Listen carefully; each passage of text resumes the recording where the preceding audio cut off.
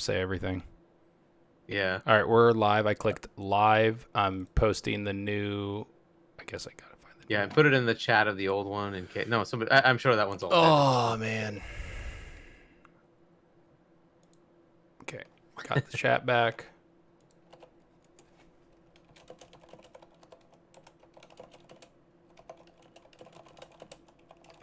We got sniped. We're live, by the way.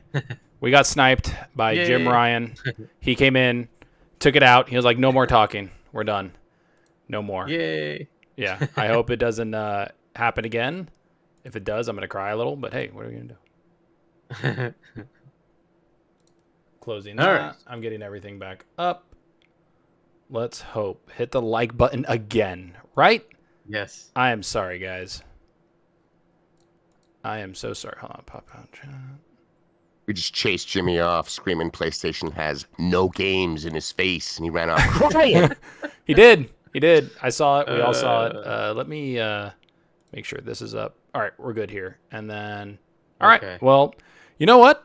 We're going to just jump right into it. Yeah, so we were on Diablo. Let's talk about a little bit of, Yeah, I can't play it. It's confirmed, man. This is like the 6th, 7th time now. When it was off and you were trying to get that stuff back up, I tried to log in 3 more times. It won't let me because I didn't buy it. I'm just game sharing it. So, I guess I have to wait. But I'm super hyped. It sounds like they nailed this thing. There was 6+ years of dev time. That's a lot of dev time. And it sounds like there was a lot of passion in there. They see this as something that can be massive, and I think it's going to be. I'm very excited that I can just get back into a Diablo, because like what I said about Diablo 2, that's always been something I remember in all my years of gaming. Like, that's 22 years ago now, and it still just sticks out. Like, remember that one time, that one game that was too damn good, and you knew it, that you just didn't have time to play it because... Well, the beta did that big time, man. The beta did that. It took over, man. It was probably... Yeah, I put in an easy, 30, 40 hours, whatever it was. I didn't count. It was a lot, and... I can't wait for the full game just to see what there is. I want to see the different walk biomes. Around with my mount, with my sweet exclusive dangling fucking thing hanging off so I can yell at everyone that doesn't have it, calling them the bear mares that they are. They're not passionate. They're not zealots.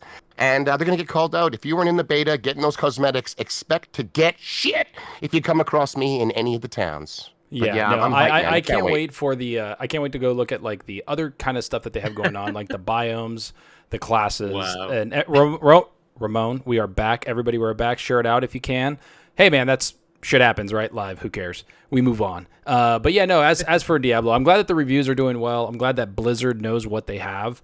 I'm glad that Rod Ferguson was a part of this because he's one of my favorite developers. He just gets shit done at the end of the day. He knows what he's doing. He knows how to do it. He knows how to release games. And truthfully, he had kind of this like awesome interview, or a couple interviews, where he's talking about this, and he's talking about working at Blizzard, which was one of his dreams. He's talking about working everywhere across the industry, but most of all, he talked about working at the Coalition. And that's something I wanted to get into a little bit, is that he mentions that the Coalition, like, they released Gears 4, Gears 5, and, what was the other one? Gears Tactics, Gears Pop. And he basically is this guy that says, I don't know if there's another one. I think he says that he's just this guy that brings out games. He likes releasing games, and that for 18 months, or a little over 18 months, that the Coalition was going to focus on Gears 5. Or I'm sorry, Unreal Engine 5. UE5. For 18 months, they were going to focus on UE5 and then start making their game to bring out, which he said is about 5 to 6 years. You got to look at, that. That means that they're due to bring out a game pretty soon, but also it's really telling of how Rod Ferguson works. That's kind of insane to me, that he wants to bring out that many games. And I think him moving to Blizzard was like a choice, because he said every 6 years he moves on to something different. And so going there, he said he moves on to something different. Like, I don't want to wait 5 years for a game. I want to look at what's next, and that's why he moved. And Blizzard, they've released Diablo 2 Resurrected. They had Diablo Immortal, and now they're coming up with Diablo 4. I guess kind of today, but really it's supposed to be next week, the official release. Mm-hmm. But that's what he wanted to do, is I want to just release games. He's been there 4ish years, whatever it is, right? So 4ish years at Blizzard. But him to do this, I always said this, Mike Ybarra kind of sniped him. Like, I feel like he just took him he knew who he was from when he was at Xbox, at least Mike Ybarra did. He came over, grabbed him. Rod Ferguson saw the opportunity to work at one of his favorite franchises, which is Diablo, and he's said that multiple times. And he's working on it. And he made it this gritty, cool game that's extremely polished. No matter what anybody says, that's one thing that I'm not worried. I'm not scared. But like losing a Rod Ferguson at the Coalition is a big thing because that dude brings out just games. He's a closer. He brings out awesome games that get shit done. And Gears was pretty polished. Yeah, Gears was getting stuff polished. Gears 5 was pretty awesome, minus the network issues. Gears Tactics was awesome. He just does that. And I think it was a good fit for him to go to Diablo. Now I wonder what happens because like he's done with Diablo and I don't think he's going to sit there and do things. He might go somewhere else. He started in Feb 2020. And that was another part of it that was very interesting is that he started and then a few weeks later we went into lockdown. Right. And Rod's working style is working together with people in the same place and he can bring out the energy. Right. But that's hard to do when you're not together. And so it's like they went into lockdown. It was supposed to be a couple of weeks. And then it just, as we all know, dragged on for years. Right. So he had to kind of reinvent how he could do that. I would recommend watching the interview, but he went into what he was doing to try to corral people in, to still have a way to communicate with everybody, be able to get things done and make sure that the games are releasing on schedule the right way. Yeah, great. There's an IGN interview. There was one with Kind of Funny Zex Cast as well. Check that out. Yeah, there's some good. Yeah, so as for the chat, thank you guys for coming back. I see that the numbers are already people are coming in. I can see the people talking already. We got Tony, we got Ramon, we got Tim A. Thank you, Lethal. You're back. Sorry, guys, if anything happens again, because my power flickered on and off for some reason, I don't know. There's no storm or anything, so I don't know what the hell's going on. Then, we'll see what happens. But so far, we're looking good. As you see, we got some production quality. And that was kind of the introduction to talk about, a little bit Diablo, what we're playing. And I want to get into the kind of juicy topics now. And that is what's going on with Redfall and factions. There's been 2 articles that's been brought out in the last couple days. I want to say the last 5 days from Jason Schreier, who no matter what anybody says, people might not like him. And I don't care to really talk about him here, but he brought out some articles that shine some light on what's happening with factions. And he actually forced Naughty Dog's hand of putting out basically a press release about what's happening with factions saying, hey, we're going to take a little bit of more time and blah, blah, blah. But when you look at Jason Schreier's detailed article about what happened, it was basically factions is being scaled down at Naughty Dog big time. And it's coming down pretty hard where developers are leaving from the studio and they're moving things around. They've scaled it back where everybody's back on, not everybody, but most people are moving over to that single player game, which they mention in their press release. Talking about factions, they're but we also have this awesome single player game. It's okay. And one of the reasons why this happened is because apparently Bungie, the $4 billion studio they bought, Bungie is going through and kind of checking out these games as a service games from Sony and telling them this is good, this isn't good. Shady, what do you think about this whole thing with factions? And, obviously this is the reason why it wasn't at the show. So many people were wondering. What do you think, man? It's not good for Sony or Naughty Dog. Nope, not even close. Generally a studio that's heralded as their top tier. I'd imagine there's a decent amount of ego going on. And that game has been worked on for years since even they announced it. It's been years since then. So I think that much work and effort into something that I can only assume the team feels decent about at the minimum. I mean, come on, it's Naughty Dog. To have some other studio that was just purchased walk in and just be nah. I mean, we don't know what the details were of what they didn't like. It probably wasn't the gameplay. It was just they didn't see a long-term viability here. Whether that means that they don't know how you're going to sell skins forever in a Last of Us world. How many ripped jeans? How many dirty sneakers? How many flannel button-ups? A beanie that is ripped up. It doesn't make sense. And I don't think the audience wants to see Mickey Mouse and Bugs Bunny and Optimus Prime and stuff like that running around in the Last of Us faction. So just because of the game being locked to its lore and looking the way it does, I think it's going to be difficult to monetize for a games as a service. It might work as just sell it for $70 multiplayer experience, but this is something they've already promised that was supposed to be incled with The Last of Us 2, if I'm not mistaken. So Yeah, it was. to come back it on was. that and now sell it is But I think lame. Shady, they did pull back on that for that specific item. I think they did pull back on that and say this is going to be its own release. Okay, so if it's its own release, and if they want to make it like a true games as a service, the backbone of that is generally a lot of content, new modes, lots of skins that the community wants to buy. And without any of that stuff, like you can't just have new modes and some new maps. That's kind of what Halo did. It took too long for Halo, but still, without the skins and everything, these are kind of what people like. This is what they. Well, I didn't look at it as spending says they do. I didn't look at it as like I get what you're saying, like with the skin stuff, like which is like that's what they need. They need microtransactions within the game.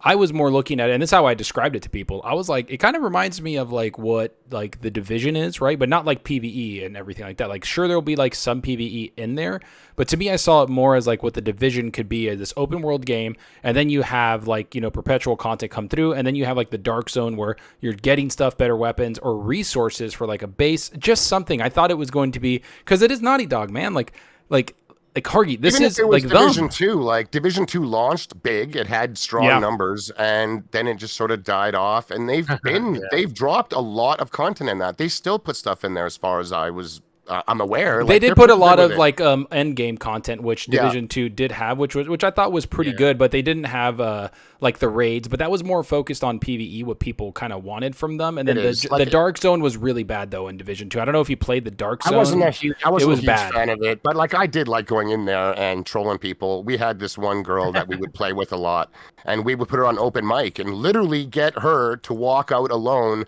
with her little girl voice talking about stuff in front of other guys, and guys being guys, instead of just lighting her up, they would all come out to do this. You know, she'd be asking for help, and then we would hop out and we'd light them up, take their gear. It was good. We did it a few times.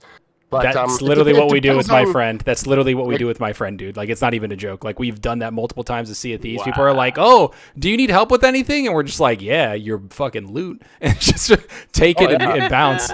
If they want a Fortnite type live service, I don't think Last of Us or Factions is it. Like, it's not. But if they just want a game that can have content for the next like 2 years and have people playing, it could work. I don't think they can turn it into a monetized monster. So it depends on what Sony is really looking for from this. I don't know if the game is broken, or they can't turn it into a Fortnite or an Apex where that's just making money forever, and they don't want to have just a 2-3 year game that has some support and then go make something else.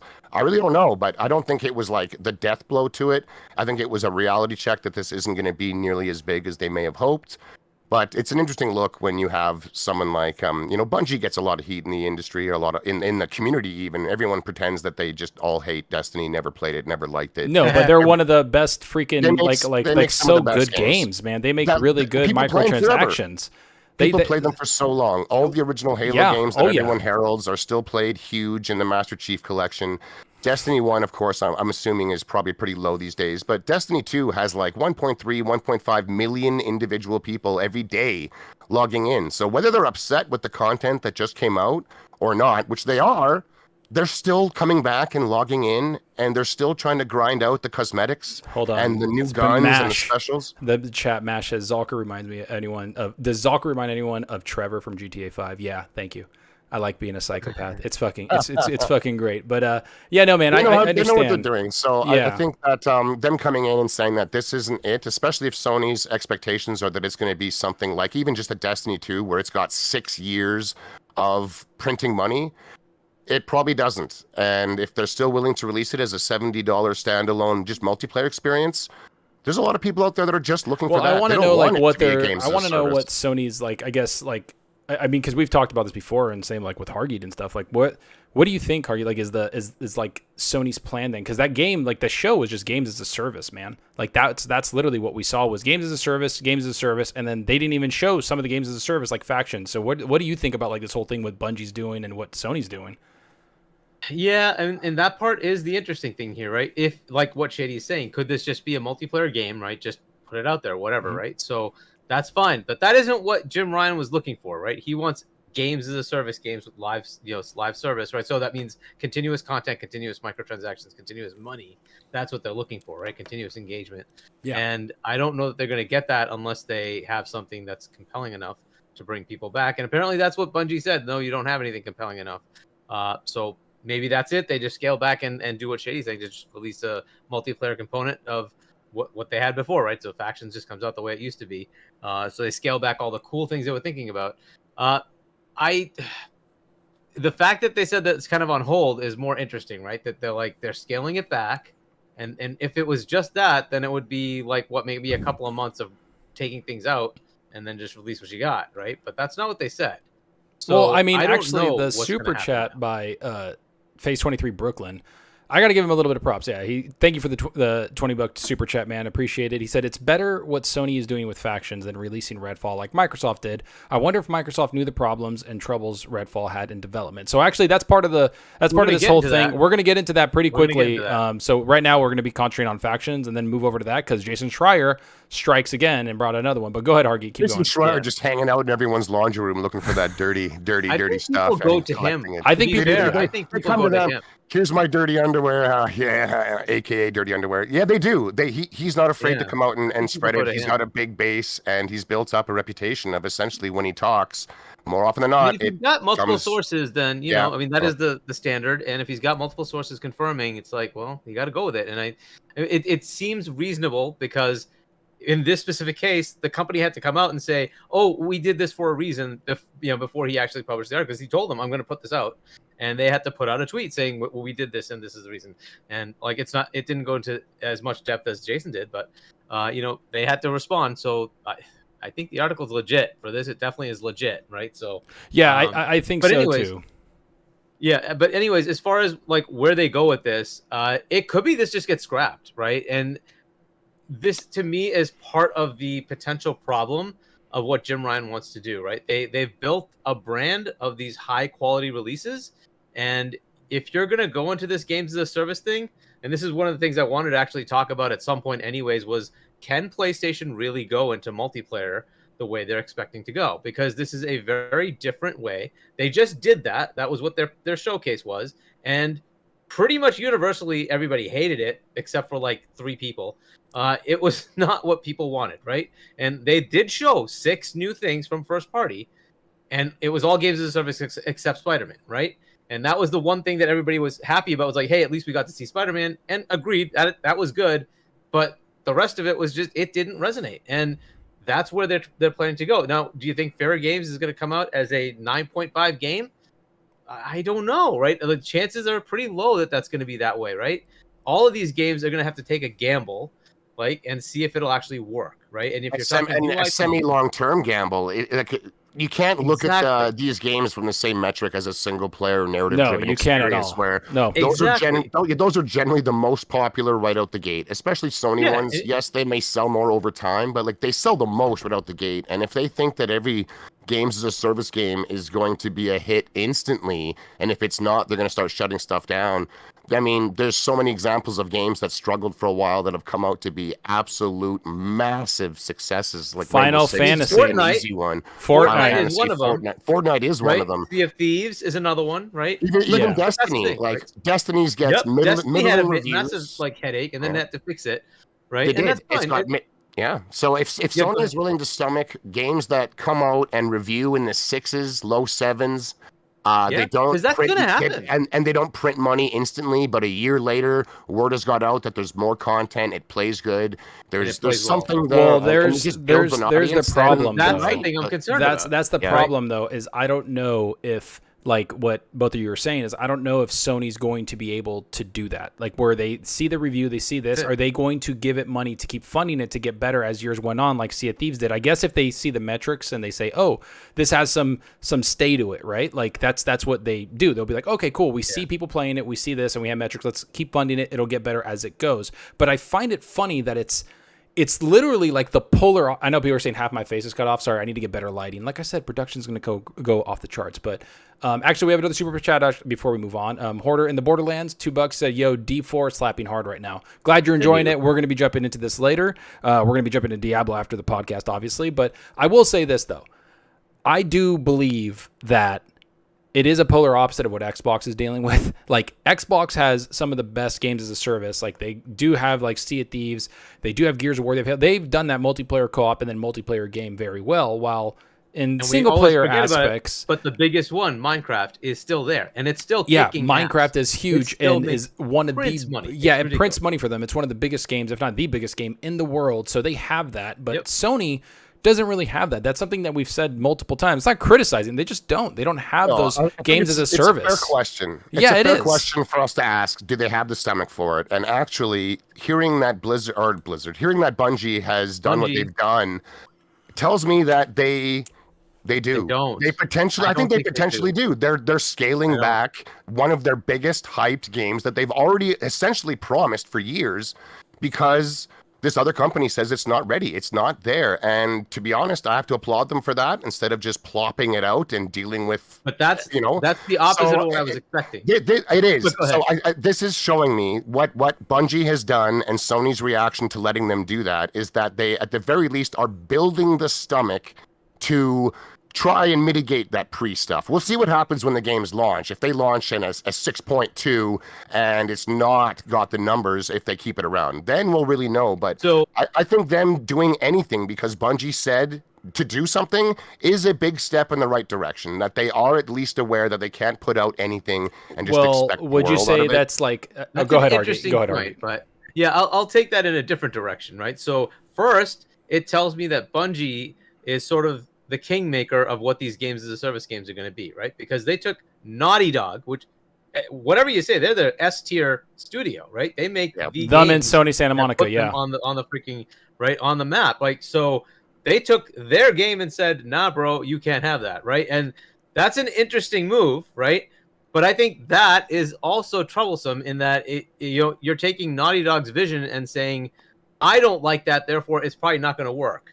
We don't know that it couldn't have worked the way it was. We don't know what it would have done in the market, right?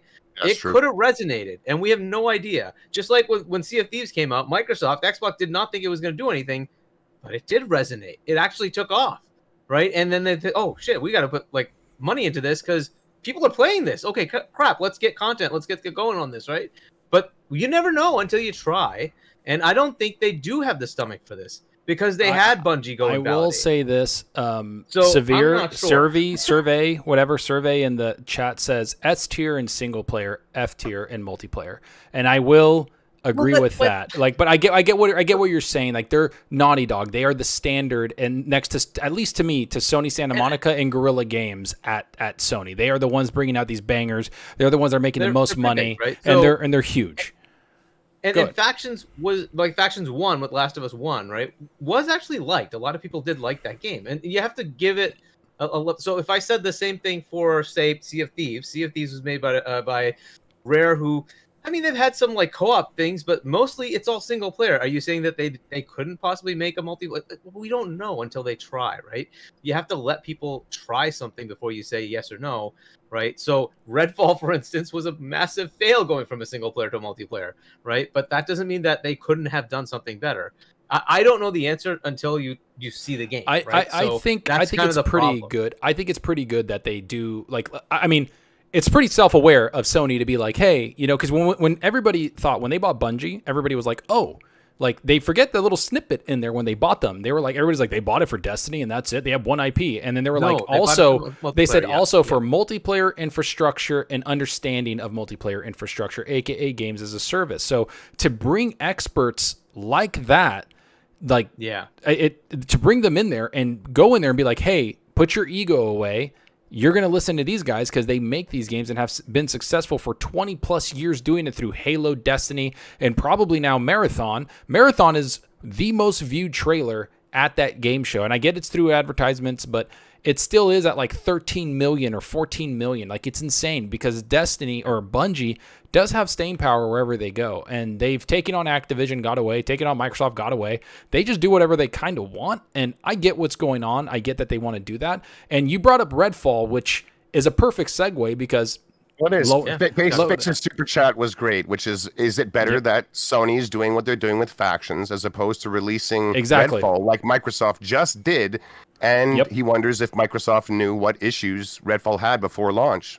They did. So, I'm about to answer that right now. That is it. So here we go with another Jason Schreier interview or leak. We're talking about those problems. And a lot of the problems are what we as a community already kind of assumed. Yeah, let me read them out. Let me read them out. Astounding here, but it was good stuff to know. Yeah, let me read it out. So Jason Schreier talked about this, and he basically brought up that, a lot of the developers in Arcane Studios really weren't like that into what's happening with Redfall. They didn't really like have a lot of faith in it. They were working on it. Up to like 70% of the people that were working at Arcane have left now, and props to them. They didn't have passion for it. They didn't give a fuck. And everybody was like, oh, you're going to work on this. They're like, okay, well, I'll work on it until I get a new job. And they did. So you know what? They got out. I'm not going to fault them for that.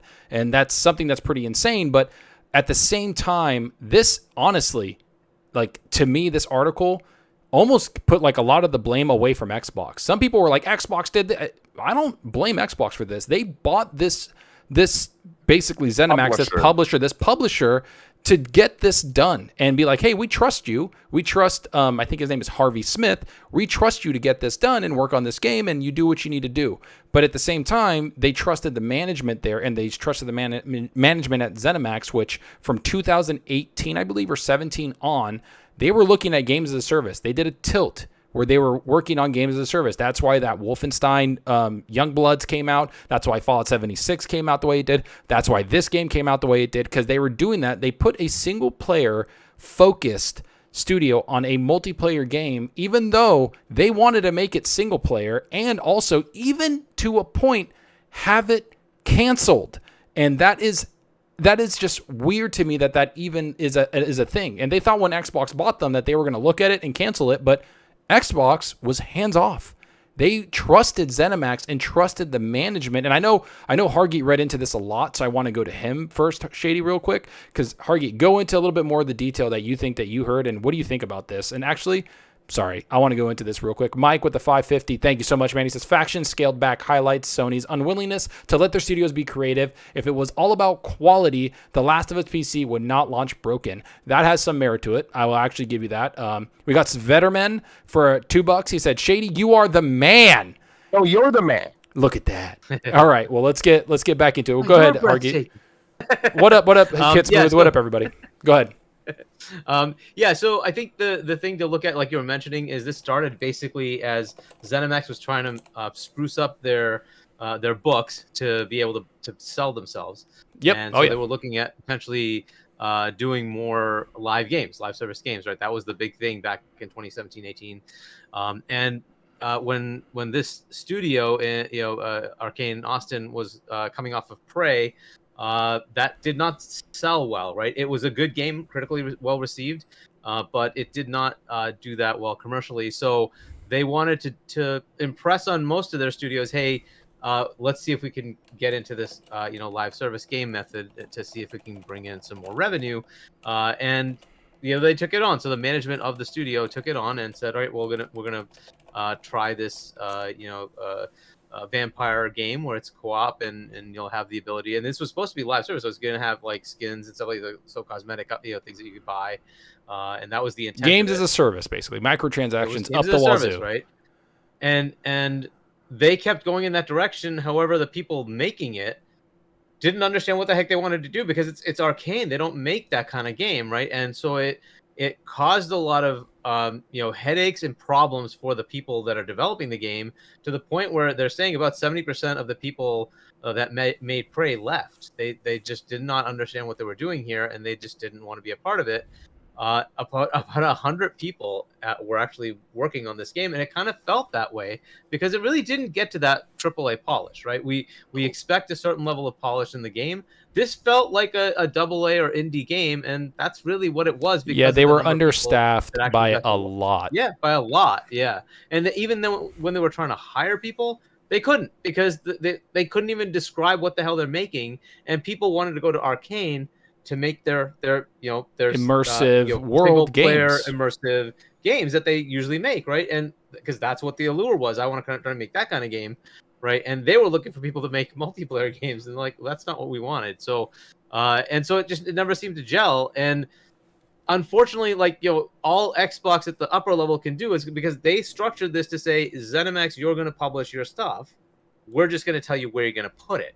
Right, so that's kind of the way it is. We expect you to kind of do your thing, right? If you need funding, let us know. If you need other resources, let us know. If you need help with something, let us know. Otherwise, you're doing Well, your yeah, thing. Harvey Smith And even said that like they Yeah. like people said that like the report is like they got support, like they got the money they needed, everything they needed from Xbox, and there What was like Microsoft said, right? it was cool, like that's all great. What Microsoft said is they did support them what they needed to do, but I do got to give management a little bit of heat here within not Xbox, but Well, that was where it was within gonna go, yeah, like with right? Harvey Smith.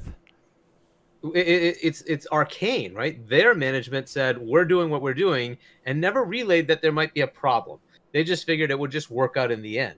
And it's like, well, it didn't work out in the end, and you never even had a conversation upwards to say, yeah, we don't know if this is really up to the quality level that we want it to be. What do you guys think? Because if they had just had that conversation, then it could have actually been a decision that Phil could make. Okay, cool. We spent the time. Cancel it, you think?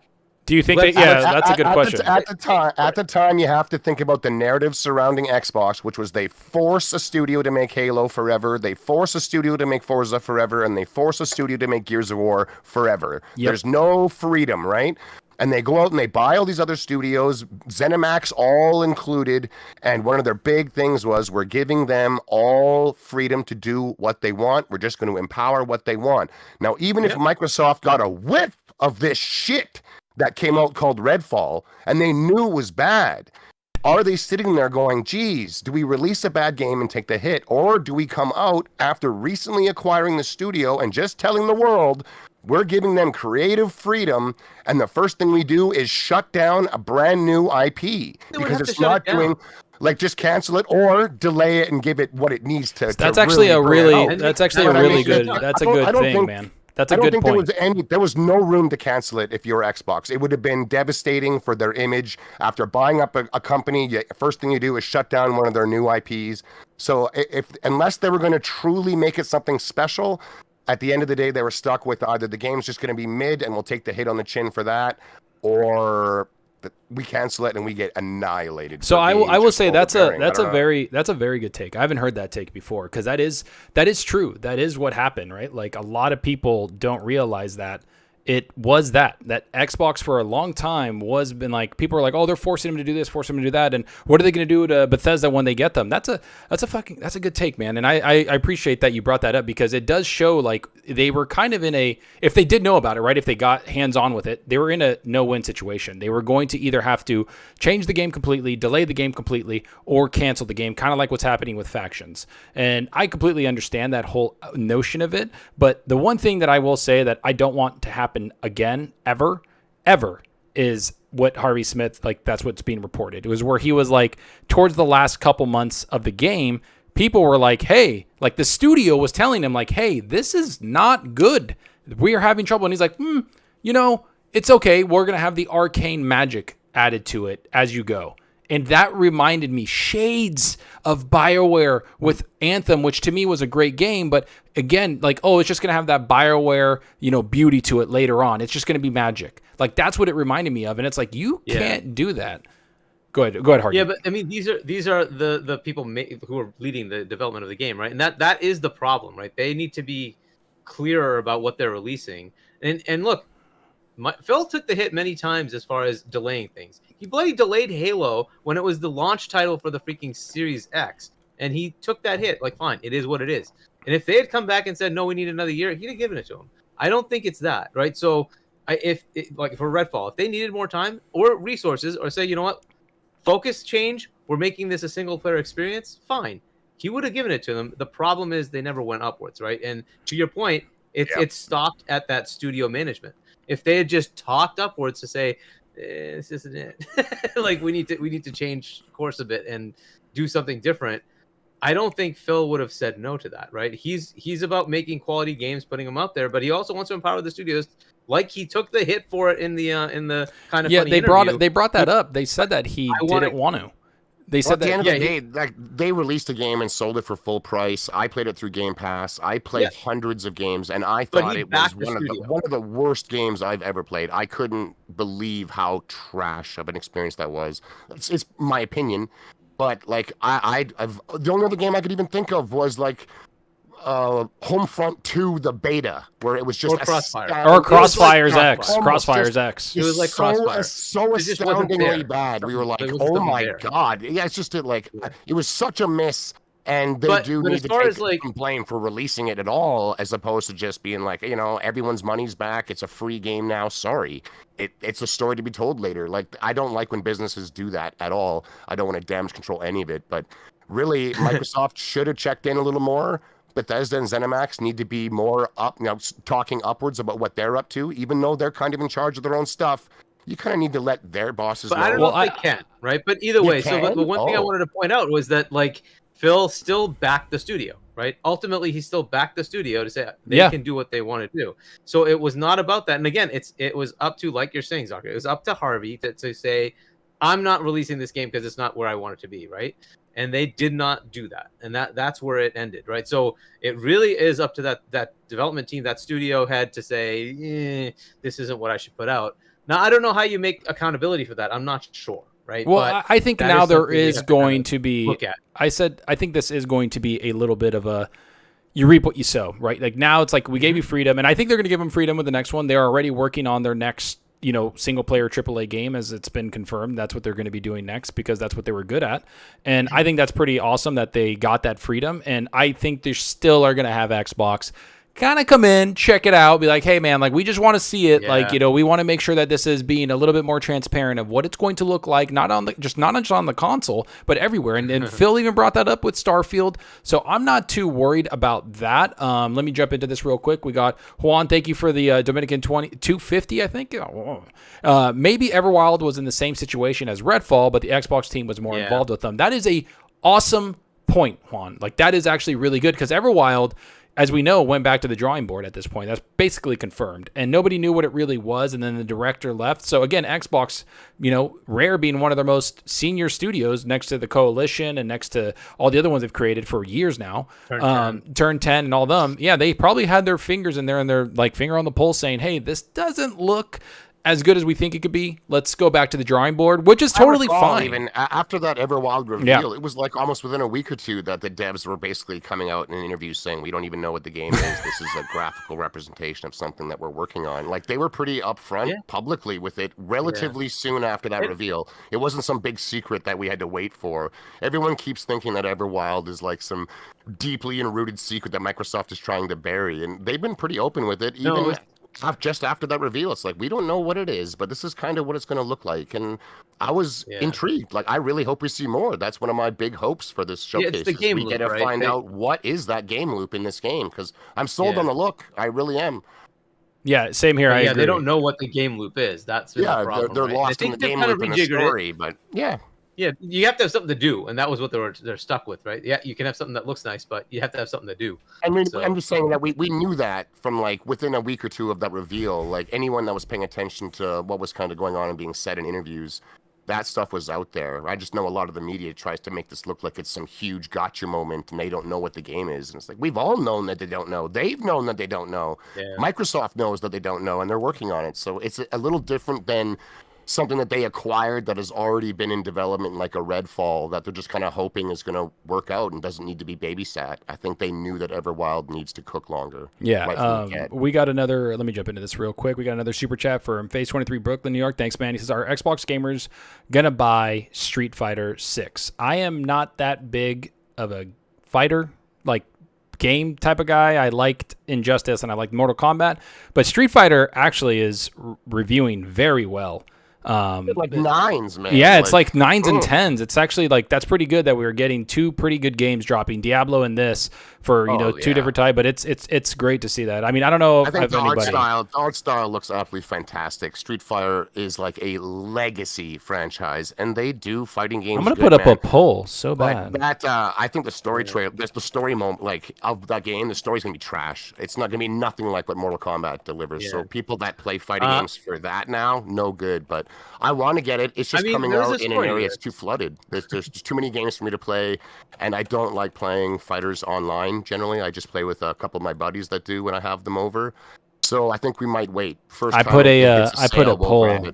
I'll put a poll out just so everybody knows. There you go. I already pre-ordered it, so I already have it. Nice. Oh, it doesn't let me vote? Stupid. Stupid. I can't even vote. So there you go. I know we will get it, but it's not going to be an instant day one because everyone I know is more hard in Diablo. So I hate that you put Diablo rules all because obviously a lot of people are going to buy Diablo, but this should just don't be talking shit. You also I'm just saying. No, I don't want to hear it. Diablo needs to be in there. I don't care what you say. I don't want to hear it. Okay, so actually, let's. Well, then you should put in Zelda, the true game of the year. Zelda should have been in there. Let's go. Let's go into. I hate you. Let's go into one of the topics that's been going on, like that. The Redfall and the factions. No matter what it is a little like, it's negative. It sucks, but. I want to get into this thing because I know me and Shady were reading about it, but Hargeet's been on this like crazy. So we're going to jump into the CMA and the CAT. I cannot believe, or the CAT, whatever it's called. I cannot believe when I was watching this video, man. I couldn't believe what I was watching when they were doing the whole judge thing and all that. Hargeet, I'm just going to let you jump into this a little bit. I want to know what you're thinking because there's some articles out there right now talking about Xbox or Microsoft are in the preliminary stages of just being like, we're just going to pull out of the UK.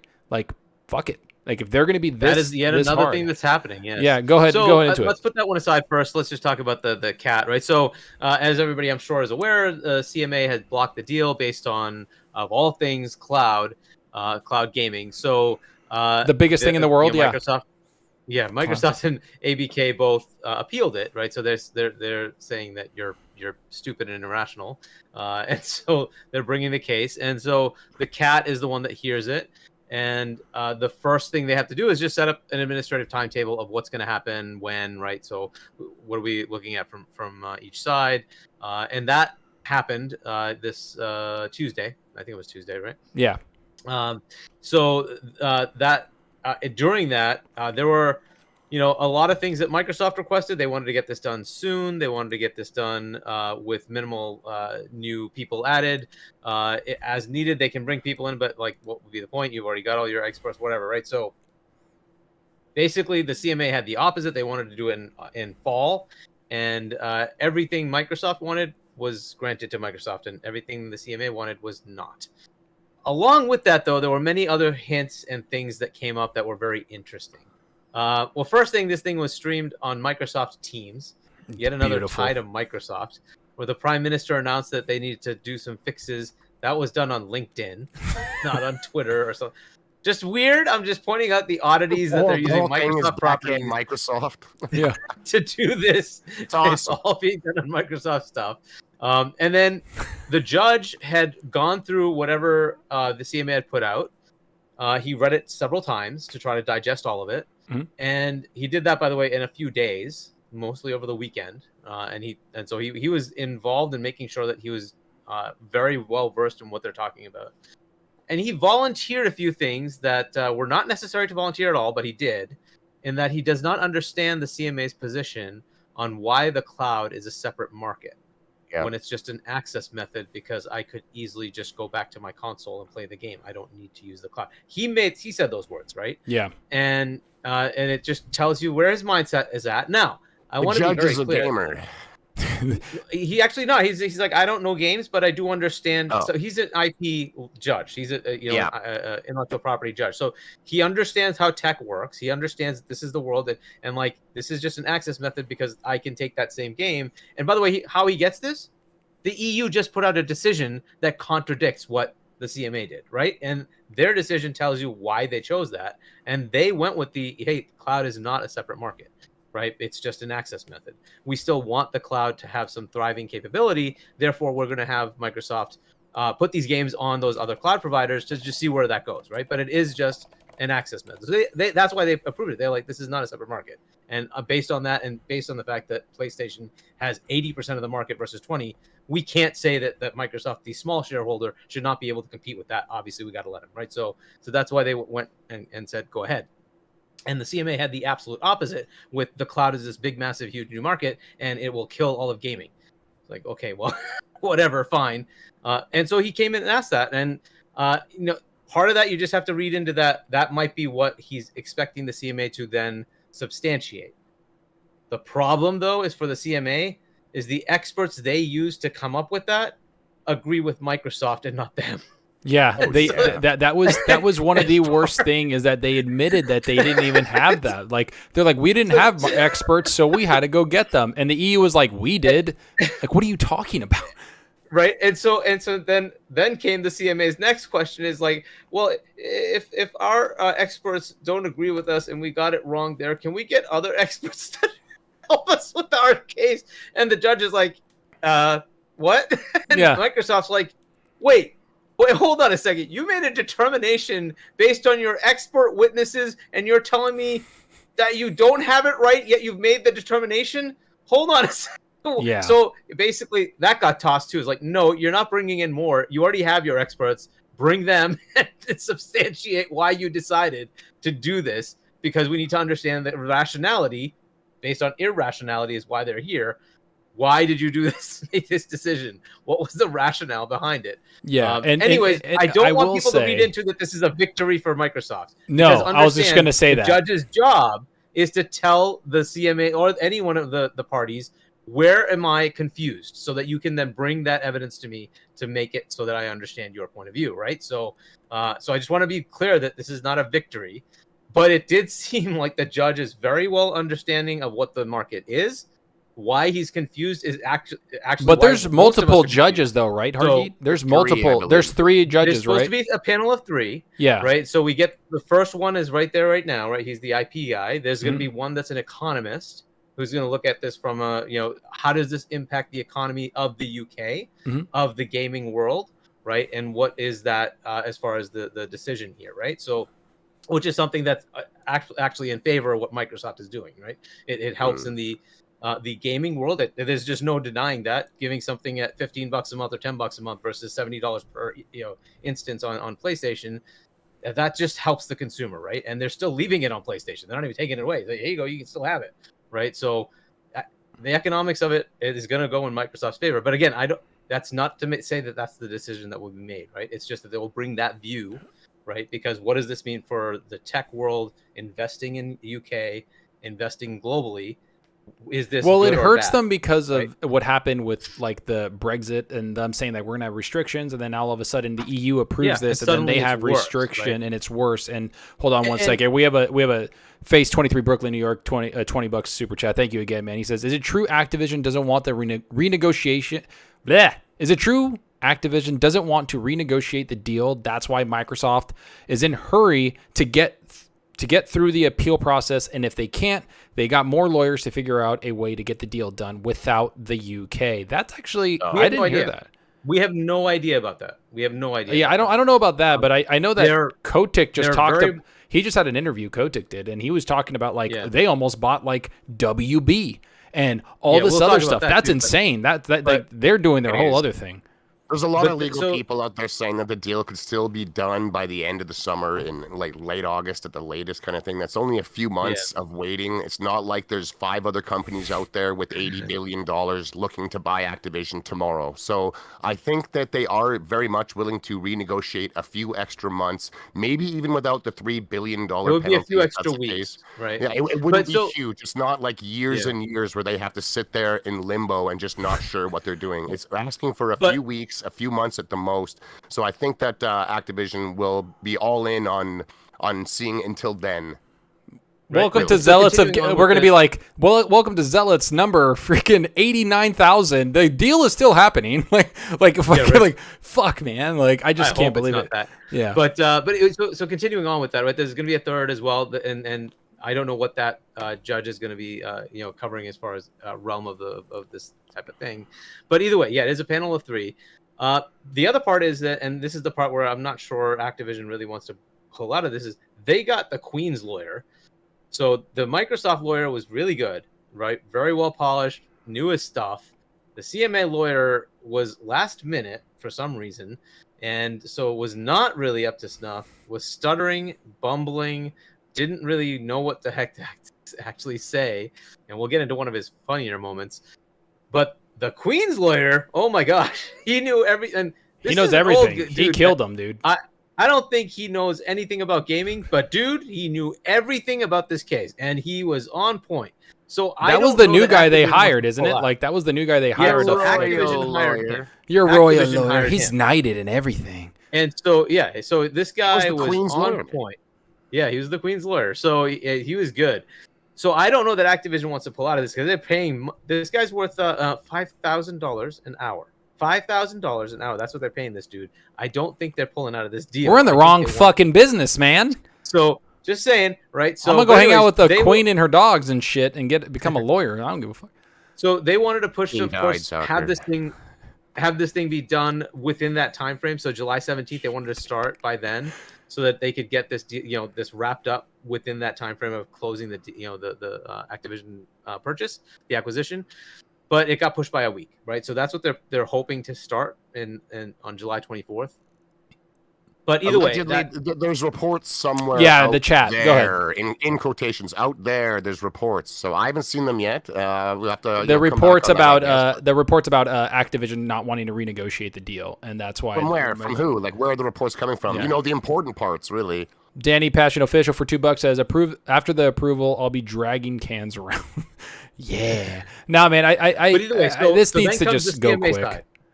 Right, the CMA side, then they're like, "Hey, we want to do this in, October, and can we just wait till then?" Oh my God! Because one of the dudes is going. The lawyer said one of us. Why do you need to prepare? Yeah, no. The lawyer said that we have vacation, and they're like, "Did like what?" Dude, that was on video. He's like, "Yeah, one of our lawyers is going to be on vacation," and the judge just like looked at them like, "What the fuck did you just say to me?" Put this in perspective. That judge got their 400-page release on Friday, read it during the weekend several times to understand what their mindset is, came prepared on Tuesday to do this whole thing, and you're telling that same judge, "Oh, we don't have time to do this by July, 2 months from now." You got to be kidding me, because you're on vacation. Oh, dude, that what a joke! Dude. It was so I have a feeling that what Michael Pachter brought this up, said that they're probably going to fold. He might be right. They might be folding by mid-June, and so at that point it'll be like they're just like Microsoft. I think smell like they're like sharks in the water. They smell the blood. They're ready to close this deal. I mean, everything. I'm telling you, the EU and China approving it really like breathed new life into this damn thing and bolstered it. Like I'm telling you, if EU and China didn't if they blocked it, it would have been really bad. I think this would have dragged out for a long time. But go ahead. So the next thing, say that they are legally allowed to close the deal now, but out of respect for the legal process currently happening, they have agreed to see it through. But they are legally allowed to close right now and just fight everyone and see what happens. I think fight's just the CMA, not everyone else is like kind of done. Just the CMA. Everyone else is done. Like they're good with it. Yeah. But okay, so the next thing that's happening is they're going to reconvene on the 12th of June to see if everything's lining up and everything's good to go for the July 24th, right? July 24th start. The question will become like, to me, it's going to be, how does it feel at that point, right? Now the CMA is going to have a chance to regroup, figure out how they're going to respond. If they're still getting their butts handed to them, I think they should like see the writing on the wall and just like get a deal, right? Because if they don't, it's just gonna get tossed. So like, why don't you just like negotiate? So I hope, like you're saying, Zalker, I hope they do like mid-June, end of June. They just start talking like, what can we do to just like finish this? Because even the CMA's block is not final. It's not the final published thing. This is just a report in draft, and they're looking for feedback, and then they will finally publish it in final form. It is not published, right? So they could just change it. And I keep hearing that there's precedent that's never happened. This is all unprecedented. Everything that's happening here is unprecedented. So just throw out the book of whatever is normal, because the judge himself said, we are not here to do what we used to do. We are here to do what's right. Those are the judge's words, okay? So none of the precedent matters at this point. The chat is asking. The chat is asking outside of the CMA because we're going to move on from this topic quickly because I feel like we've talked about it. He said the FTC is the FTC's next. Yeah, they have no. So on the FTC side, on the U.S. side, it doesn't even matter. So in the U.S. side, they are past the timeline requirement before the federal government can put an injunction in to block your deal. So they are past that time. Right. So as far as closing, they are fully allowed to close in the U.S. If the FTC wanted to block it, they would have to put a federal injunction in place to block it. Yeah. That does not mean that the current case that goes forward couldn't at some point in the future still come in and say, hey, we agree, we have disagreed with your ability to merge, and we are now putting in a federal injunction, and you have to unwind if the federal injunction passes in a federal court, right? So they will continue their administrative process, but there is absolutely nothing blocking them at this point from closing from the U.S. side. So they're good to go. The other jurisdictions that are left are Australia and New Zealand. I think they're waiting for that Canada, to but close. And Canada, but I No, think Canada's Canada's past their their deadline, so they can't do anything either. So that means they just don't care. South Africa is technically still pending. They have a court hearing that needs to happen to take the decision that the I can't remember the organization's name, but they have an equivalent to the FTC. They've already passed it from their perspective. They just have to go to court and say we agree with the deal, and it'll get. Essentially, they haven't closed because they're respecting the UK proceedings that are happening right now, as opposed to just giving them the middle finger and letting it go. Well, they have to respect it for like future references and like whatever UK, happens. the UK. Just the UK, UK, but like legally, globally, they can close the deal today if they really wanted. Everywhere but the UK, yeah, they're good to go except for ANZ. But the problem with ANZ is they're such small markets. I don't know that they would care enough to stop it there. Yeah. But as far as those two territories, New Zealand has a deadline of next week of June 9th to come up with an answer, right? So hopefully they come up with something soon. And Australia is just on hold. And they're on an indefinite hold. I don't know what. I guess maybe they're waiting for the CMA thing to work out. I don't know, but they're just on indefinite hold. So hopefully next week we find out about. I can't wait till Judge Judy gets on this. Take it to the People's Court. New Zealand thing. Yeah. And I think once that's there, I now this is the second part, which I think somebody had mentioned in the super chats. So Microsoft, or maybe we did, but Microsoft is now looking at options. This is from MLEX. At what they can do to bypass the CMA, right? So if it's we can't sell MLEX is looking into this. That it's being reported, so that we're not talking out of our ass here, people. This is being reported. I don't know how much validity it has, but it's being reported. Yeah, they're looking at options to close around the UK, right? So to say, all right, if we don't have ABK, so Activision decides we're going to no longer sell in the UK and re-headquarter away from the UK, then they can just merge because there's no they're not. Yeah, so they can like pull away and out of UK. Fine, and that's already that's one option. Basically, what was asked to Satya, right? That when he was like, "We'll see what happens," and like we'll see how it plays out, and that's basically what they're doing. There's several other options that they're looking at, but in other words, they are looking at contingency plans, right? So they're still the best cases. This works out. They get the CAT to overrule.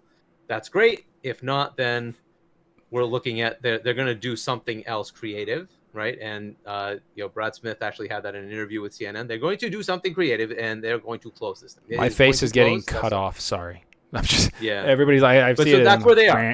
So that's kind of where this is, right? So we're very close to this is done, except for the UK, and so and there's a whole bunch of political pressure, a whole bunch of other things going on, as I'm sure all of you have seen with the UK, who are very not happy with where this is going. So they want this to go away. So they want this to not be a blemish and see what they can do. Yeah. The issue of why this is becoming a problem, the assumption going with Brexit was this was going to be a better place for tech companies, but less restrictions, and then the EU approving less it, just red tape. Like it and the killed EU them. has been better in doing this than the CMA. The CMA's block rate is higher than what it used to be, and now the EU is better off than it was with the CMA, and that's not what they were touting. They were touting we would be better for business, not worse. It's actually pretty fucking embarrassing, to be quite honest, to see that type of change. Yeah. But I'm going to move on from this topic because I feel like my face is about to cringe to death. I want to get into the next one. Sorry, I just want to. We have a lot to do, and I want to get into this because actually next week Hargeet's not going to be here. He's going to be in LA. He's our freaking spy. He's going in to the E3 show. He's going to be fucking there. He's hanging out with Jeff Keighley. He's chilling, man. And he's going to be, talking to Phil Spencer, getting all the deets. But I want to talk about this proposed Fable teaser. Now, their Xbox's Twitter put out a thing where it had a glitter trail going all the way to a monitor that says Xbox Showcase. And now a lot of people were like, this is Fable, this is happening. It had also what had else? Music playing. There that it is. Sounded 99% Fable-like the same music, as yes. Fable music. Like it was pretty much Fable-like the same. music. It'd be like listening to a different riff of Star Wars and being like, nah, it's not Star Wars. Like they are doing more than hinting here. For fans of the Yeah. IP, they're basically guaranteeing it, which is a big statement, especially if they plan on not having it at the showcase. That's a big statement. I mean, they're either stupid or they're just teasing what's coming. For those that know little Easter egg Well- stuff, I think it's good. So they better have it there. After what they've done, they better have it at the showcase. Well, I got a question for you then. Do you guys need, because a lot of people, the last time we saw it was 2020. Everybody's making fun of my green screen. It's not a green screen. This is like generated from the camera, so it's even worse than you think. So go fuck yourself. I'm fucking with y'all. For Fable, I'm really looking at it that in 2020 we got a CGI trailer which just shows it is existing. Now a lot of people are saying like, what needs to be there? Like, what would they be happy with? To me, I said this in my video. I was like, I don't know if it's going to be there. I obviously made that video a little later because I didn't know they did the teaser. I have to make my videos like 2 days before I bring them out, guys. It's just the nature of the beast. But after seeing that teaser, I want to see actual gameplay. And I'm not talking like Sony 10-minute gameplay. I want to see like 4 minutes or even like, a couple minutes of gameplay, just showing what the world is, but not making it like where it's just a force. I want to see some crazy cool stuff that Fable can do, like a fantastical open world, something just awesome, like that you're like, whoa, this is a graphical showpiece. This looks insane. I want to play it. Doesn't matter if you're on Xbox or PC. You just want to play this game. And I made it akin to, I guess, Horizon Zero Dawn, where when you saw that, people were like, I'm down to check that out. Even though if you didn't like the game, but you were down to look at what it was and what it was all about. That's more what I'm talking about. And like, Shady, do you think, because a lot of people are talking about like, oh, I wouldn't mind an in-engine type of game thing. And I'm like, I don't want to see in-engine. I just want to see gameplay. Like, bring it, show it, and even if it's a year or two away, that's totally fine. Just show it. And if you're not ready to show gameplay, don't bring it. Just bring it next year. Everybody knows it's being made. What do you think, Shady?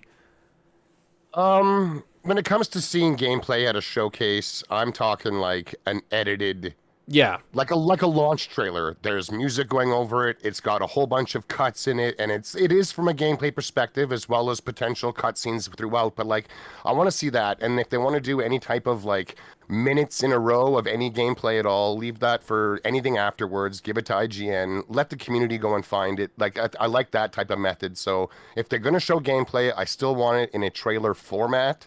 But I don't demand it. I do want more than CG. Minimum for me is some in-engine. I want to see what the graphics are going to look like. I'm not a big Fable guy at all. The other games did nothing for me as a fan. I never played them. I just didn't care.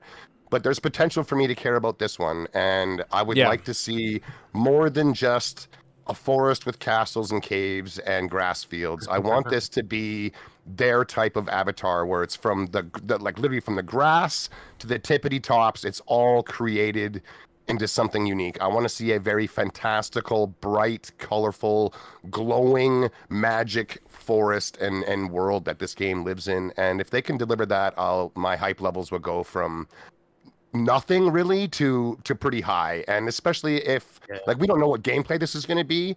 My dream scenario is that they took big time notes when Breath of the Wild launched, and they make this a type of, immersive sim open world RPG, which is just rife with exploration and discovery and a sandbox you just get to go play in, basically. Yeah, huge. Like, and I want more story. Like Breath of the Wild story is garbage in my opinion. I hate Nintendo story. I don't care. That's not why I play those games.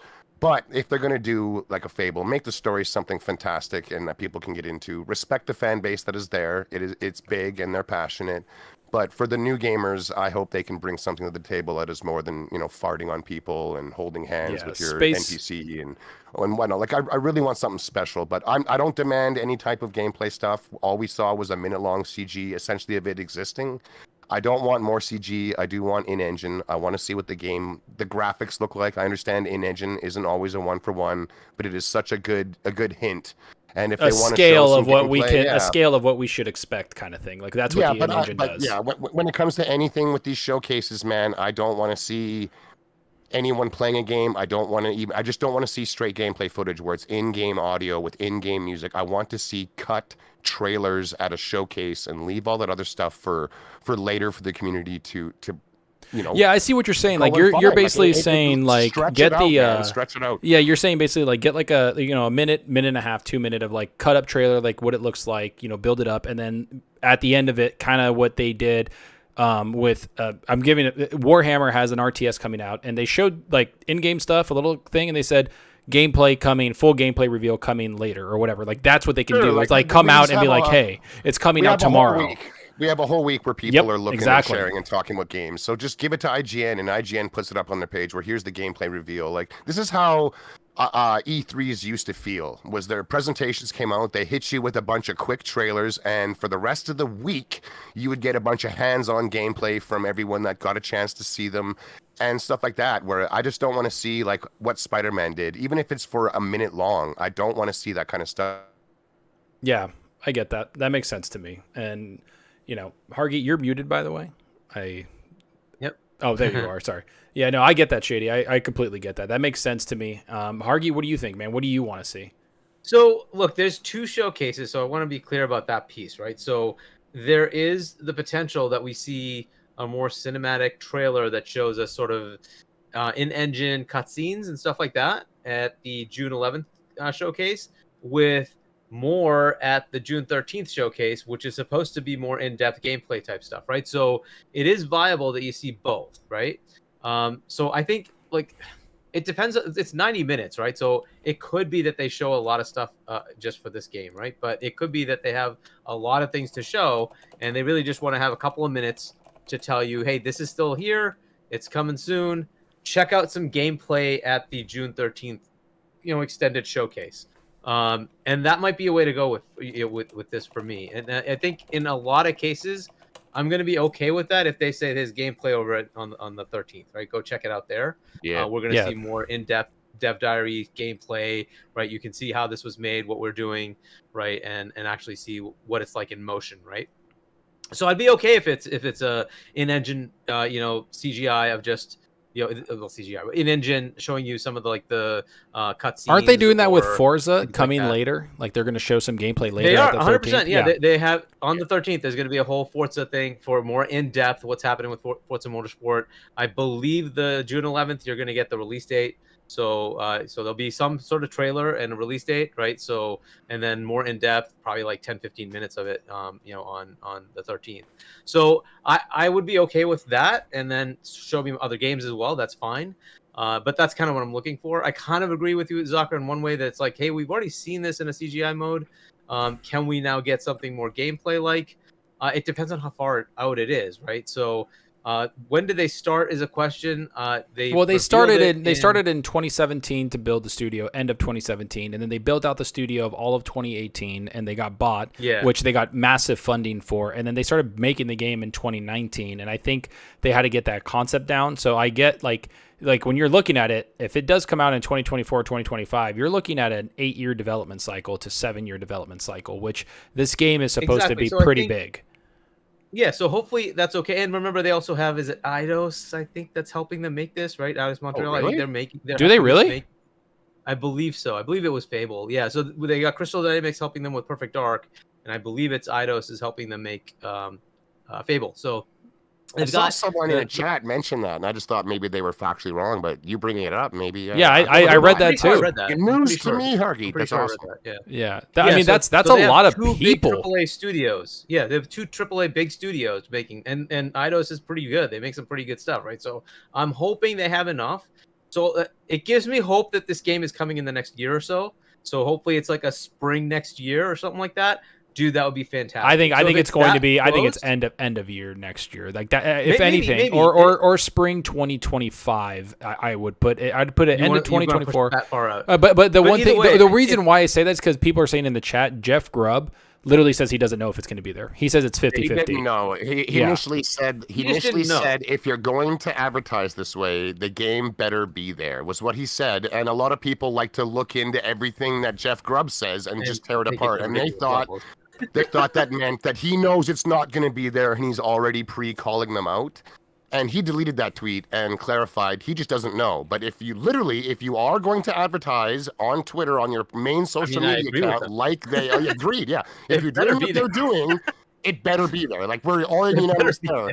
We think it's going to because of the way they're advertising and teasing. And if it isn't, they're getting that smoke. Like, that's pretty outrageous. At this point, it's almost a and it is the social media people, man. Like, it needs to, like, like, a lot of people didn't think it was. No Aaron Greenberg. No Aaron Greenberg has come out and smashed it down to say, hey, that's not a new Fable. Maybe it's a collection. Keep your expectations in check. Nothing. They've let this one hang.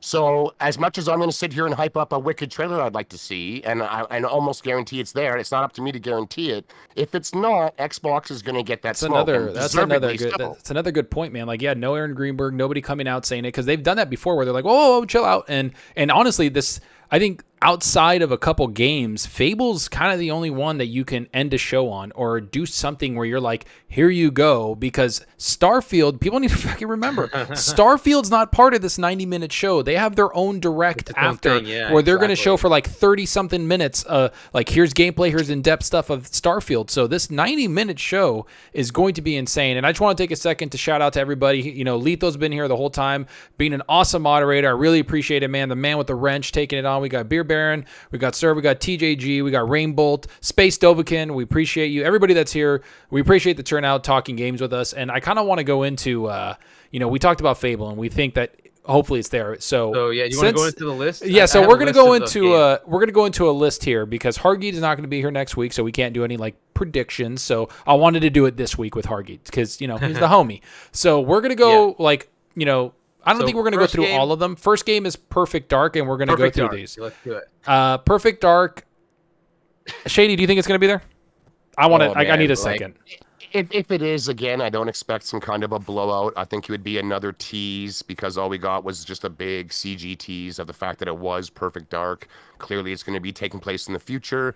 But if they do show something, I think it'll just be a really quick tease. But if they do show it, and we do by chance happen to get a look at its gameplay, I think it would be insane if it looked like that unrecorded footage that was passed around recently, where it's like a body cam type footage, and it just looked like really uncanny. And I think the devs said that they wanted to make a perspective that was a mix between first and third, and it's not. I think it's if you get in cover, you go into third, and if you like do some stuff and do some gadgets, it goes into third, and then when you move, it goes into first. Was like kind of the rumor. They didn't want first person to be through her eyes. I think they wanted to do something different with it. So maybe it is similar to that unrecorded. At least that's my hope, is that the first person elements are like that unrecorded footage, and we're looking through like a piece of technology that she's wearing as opposed to just her eyes. Like, it makes the game look crazy. I think it's like 30 to 40. I say 30 to 40% it'll be there. I don't think it's ready to be shown. And and to be quite honest, I know people are saying this, but they have a lot of other things to show. And I think Perfect Dark, you can keep it in the oven a little bit, especially when they're integrating with Crystal Dynamics.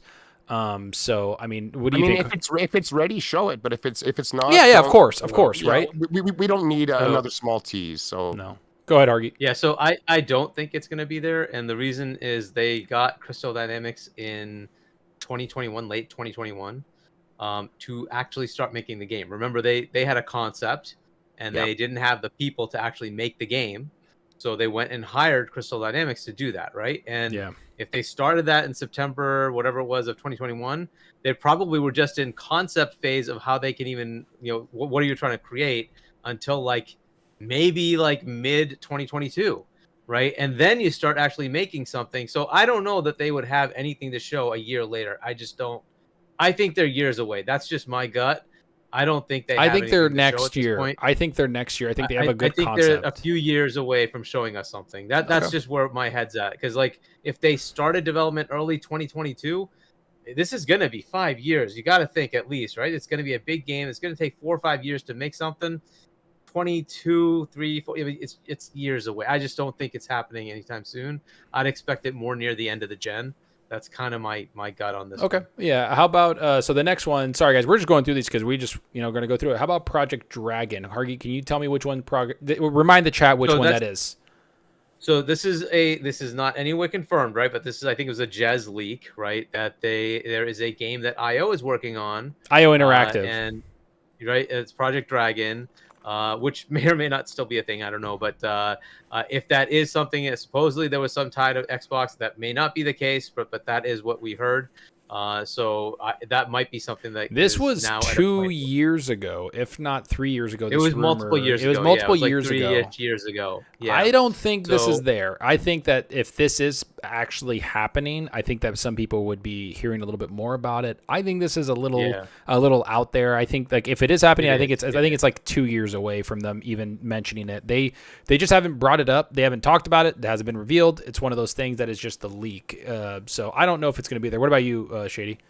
Well, same deal. I mean, we have no info on it outside of a code name, essentially. So I'm not nothing. Yeah. If it's there, it's there. If it's not, it's not. I'm not missing out on something I don't know about, really. So it's just I like a really don't have much to leak. say.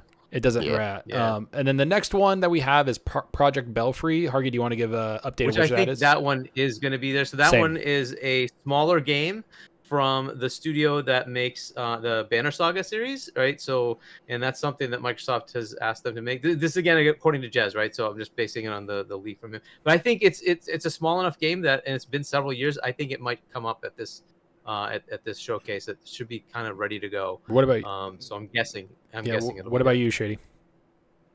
It doesn't excite me if it is, if that's what it is. Like, I don't. If they can put in, a sci-fi element, it'll raise an eyebrow on my end. But more Banner Saga-esque type stuff. There's an audience. It's just not me. So same. I'm in the same thing. I've played Banner Saga. I've actually enjoyed them. Those games that like those smaller games, I kind of just jump into them randomly on my Steam Deck through cloud, like xCloud, and I'll just play them. I don't really take time to be like, oh, I can't wait to sit here and play those. I enjoy them for what they are, but I kind of just move on. The next one is something I'm going to jump into for a second is Avowed.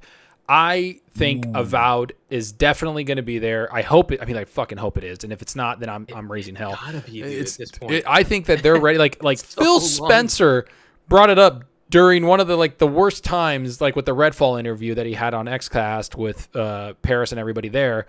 I want them to have Avowed there, and it needs to be gameplay. It needs to have. I even say like put like a thing like spring 2024, whatever you need to do. Yeah. Because Obsidian Entertainment is legit. The trailer was 3 years ago. It looks, I can't wait for that. This game, by the way, is something they were making before they got acquired. Yeah. Right. And this is one of the games they were saying this is why we're acquiring them, because they had so much potential. Right. So this is a game that's been in development since like 2016, 17. Right. Because they bought them in 18, I think. They didn't have the resources to make it because they kept taking other jobs. Yep. Go ahead. And so now there was a lot of talk that it was since retooled. then. It's been retooled pretty heavily. I don't think it means reboot, but they have either expanded it beyond its original scope. And they should.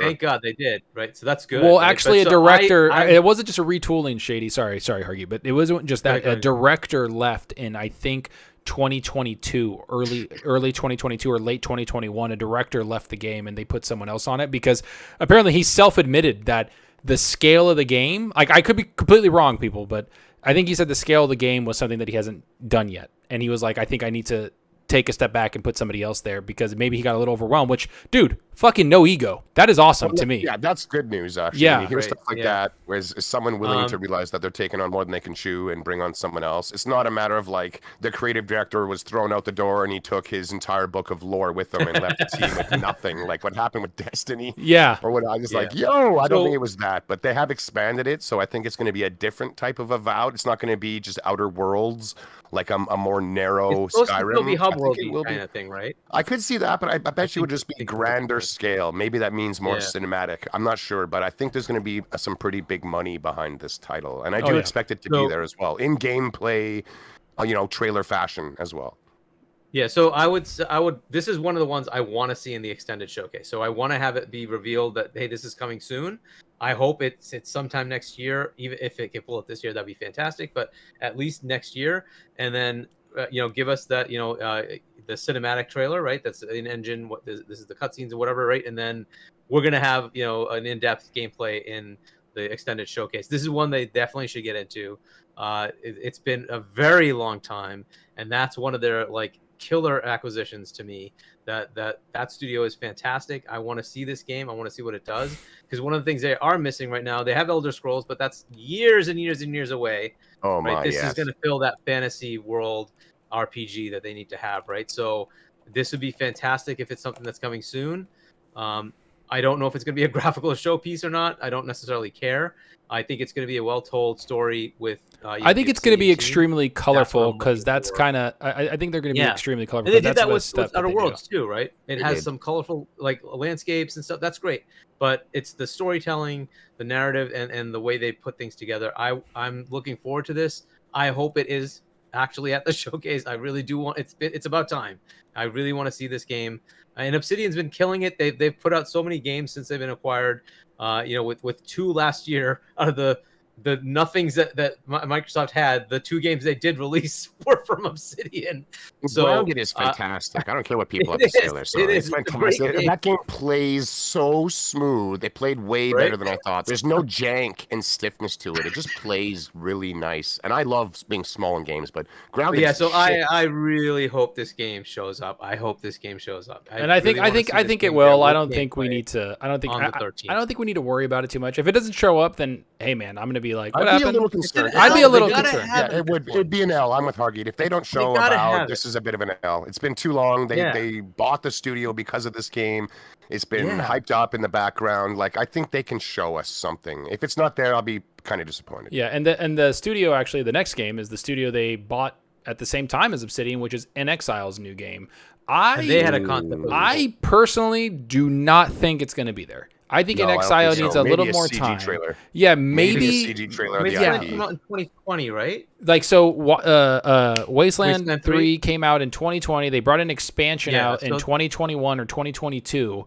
And then they were expanding the studio, and not to mention, like, just getting a bunch of stuff. And I trust their leadership there. They make some of the coolest, weirdest, wonkiest, like, RPGs. Like it. They just have some cool stuff to it. I just think that this game, because it's a little different than what they've made before, I think it's a little farther out. I don't know about you guys. That's what I think. I think this is. I'm with you on that.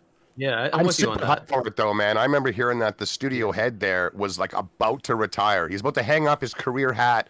And then when Microsoft bought him, he was reinvigorated, because this is kind of the first time probably in his long career that he's been almost just financially untethered. Like, go wild. If one last time, just do your dream project. And he just felt, he was like, I was so reinvigorated, so empowered, feeling that he called off the retirement for a little while. So this is like his crescendo see you later game, and I'm super hyped to see what they have. They in the background when they do talk about it at all, which is little.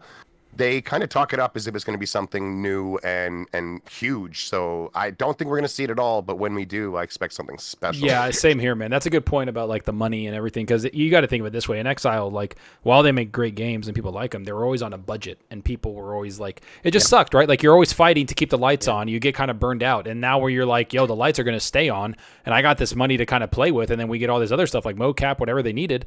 They're really going for it. So I don't know if it's going to be there this year. I'm excited to see the game, but I think it's going to be next year when we get to see that.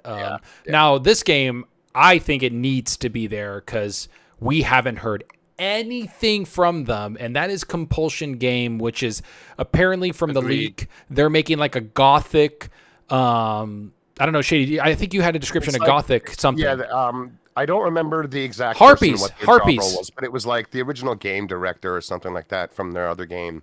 And they've said on the Iron Lords podcast in the past that they're making a third-person action-adventure game, and that they plan, like, they're aiming to reinvent third-person combat. And that's a hell of a statement to make. That is a massive statement.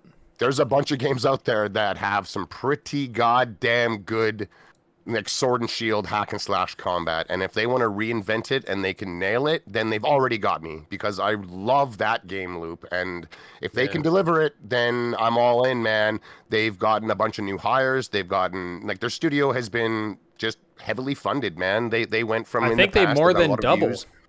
That's a lot. That's a lot. So this could be one of those studios where, given the right care and time, they come up with something truly special. They've said a few things in the community, like I said, on Iron Lords there. Reinventing the third person combat is a big statement to me. And people they have a lot to prove on that alone.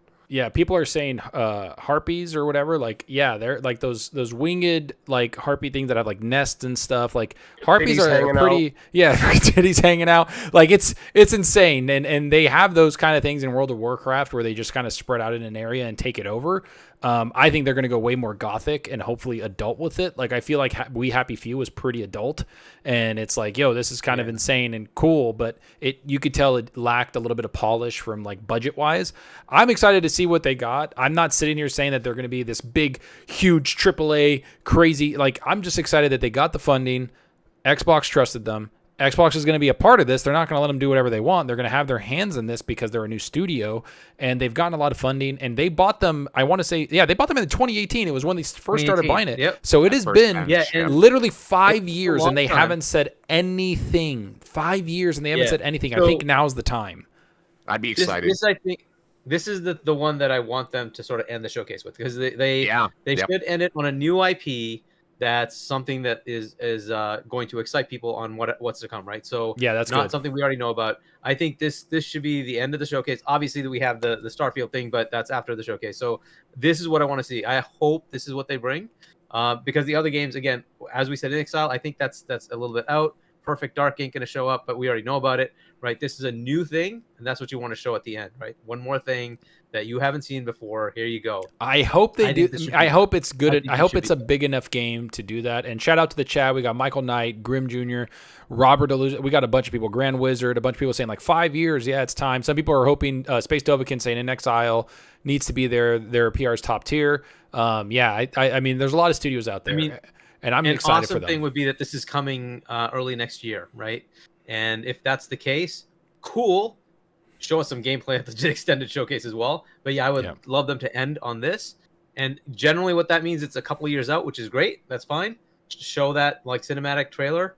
And then next year we're going to get to see gameplay at the showcase. Hopefully it comes out later that year or the year after. And so it's about time. I think this is definitely something they should be showing at this point. The next game that we have coming up is State of Decay 3. Now, I know this was shown. In 2020. I know people are really waiting for it. We had a CGI trailer, but I think this game is a lot farther out than people realize. I think that State of Decay kind of had reports that they were kind of struggling with some of their development. They created an entire new studio to help with animations, which they were like, that was what was lacking a lot in State of Decay 2.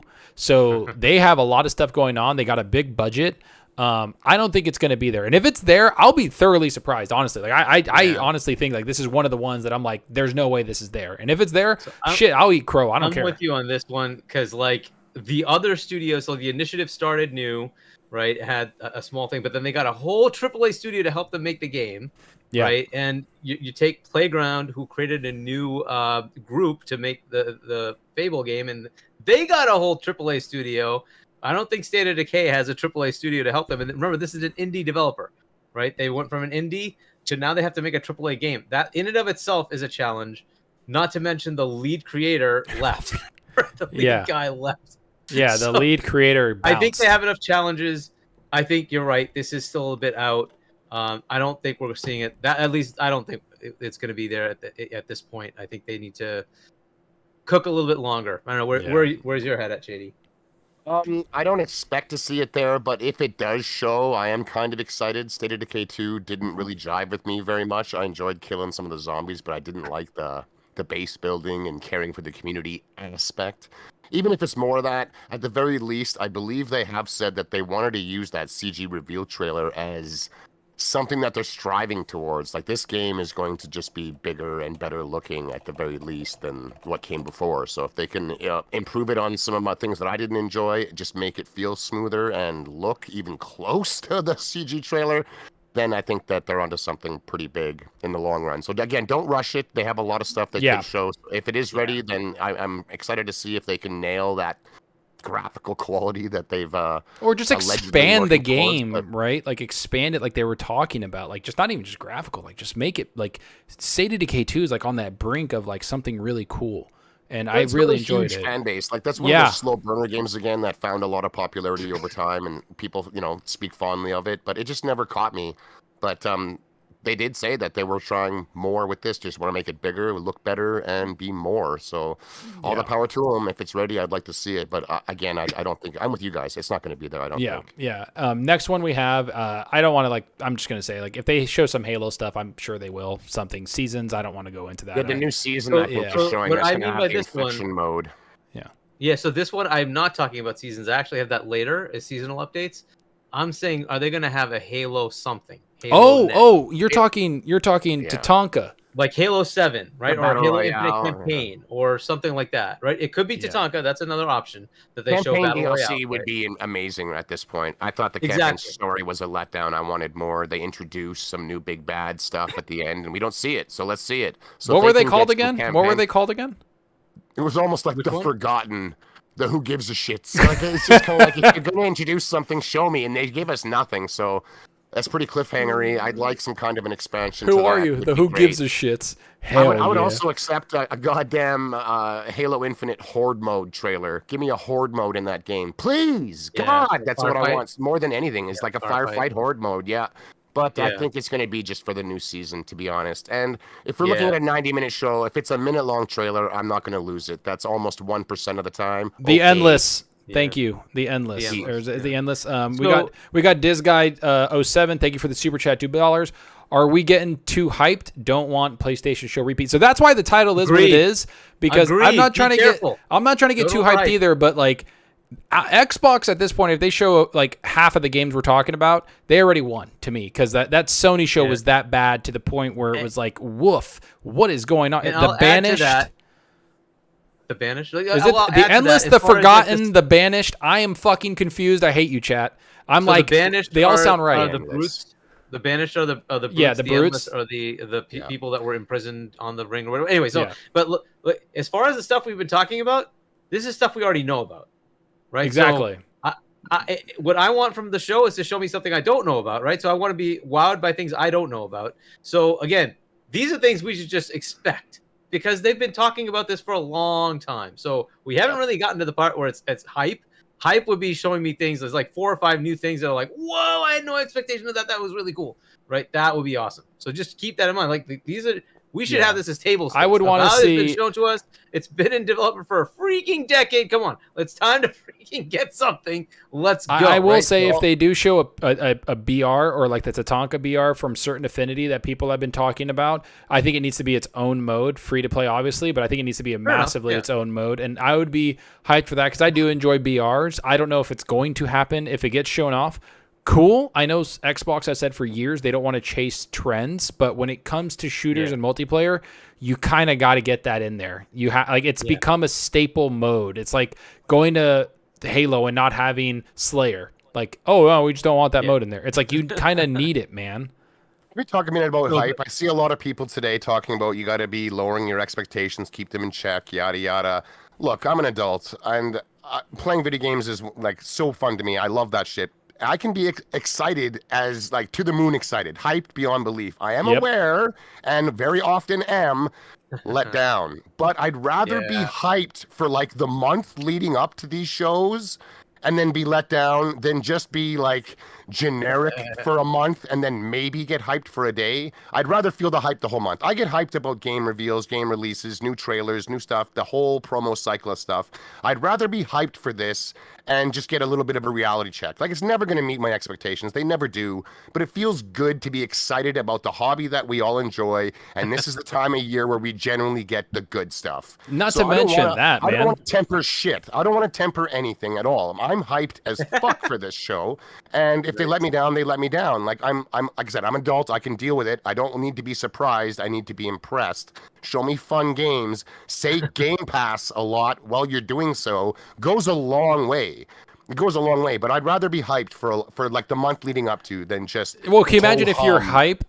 hyped, and then like the show comes out and it's bigger than you thought, or like then you're like, whoa, that was like you're like thoroughly speechless almost. Yeah, but you I don't also- go to every movie I paid money for. Like, it's going to be shit. So Hoping when it's it's good, bad. it's even better. It's Yeah. like, no, I came here because I want to see a damn good movie, baby. And if it delivers, it delivers. If it doesn't, it doesn't. But to go to see something, to order food with lower expectations, it might taste like shit. So when it doesn't, it's more surprise. Like, no, man, that's wrong to me. I would never do that. I'm I giving them agree. my I time agree. or money for something. I'm hyped for it. It's on them to let me down, and it often happens. Often. I will and that's say, fine, I will but say this. hype It's, is I'm it's, good. tempering it's my not. It's not just the. It's expectations. not just the hype. This is why people are saying temper expectation, because, like, I mean, I feel like most of us, like even Shady now to some extent, we all kind of stay away from the stupid like Twitter crap where people are going to just go crazy if the show sucked, and that's pretty much it. Like people are just going to start attacking, but if you just go to the show the way you like it, and if you were let down, you just move the fuck on. It's kind of like when you go to a restaurant, right? You go to there, like, the steaks suck, let's get out of here. Like, that's all you got to say. Like, but for this stuff, this is a passion that we love. I'm hyped for the show because I wanted to be good. I was even hyped for the Sony show. I was. You can ask Hargeet, you can ask Shady. I was like, I think they're coming with the thunder. And then when it ended, as a gamer, I was disappointed. And of course, as a troll, I was laughing. But then, the gamer took over, and I was like, that kind of sucks. But let's move on to the next game really quick, because I'm actually hyped for this. This has been rumored for years. Special Nick was kind of like the first one to talk about this for a long time, and that's the Gears collection, aka putting Gears of War in UE5 maybe, and putting it on PC. So you're going to get Gears 2, Gears 3, and hopefully Judgment 2. You get those and you put them on PC, and then obviously I'm going to loop this in there with that is Gears 6. I kind of want to tackle this first. I think Gears, the collection, I think is almost at this point confirmed, because a lot of people that said that didn't exist are actually kind of going back on their word now and being like, I don't know, maybe. And you're kind of sitting there like, yo, that might actually be there. And so I'm really hyped for that, because Gears is one of my favorite franchises. It's not even close. And I want to see that, because I will play the fuck out of that Gears collection. I would play every single one of them. I understand that it's enhanced on the Series X, but if they get it like a Gears collection put together with enhanced everything, I would be there day one playing it like crazy. You need to have the multiplayer in there. You need to have the horde modes in there. I would go fucking insane. And then if they top it off with what like Rod Ferguson would, if he was there, they'd be like, oh, and Gears 6 comes in a year. So my thing is this: I have no insider.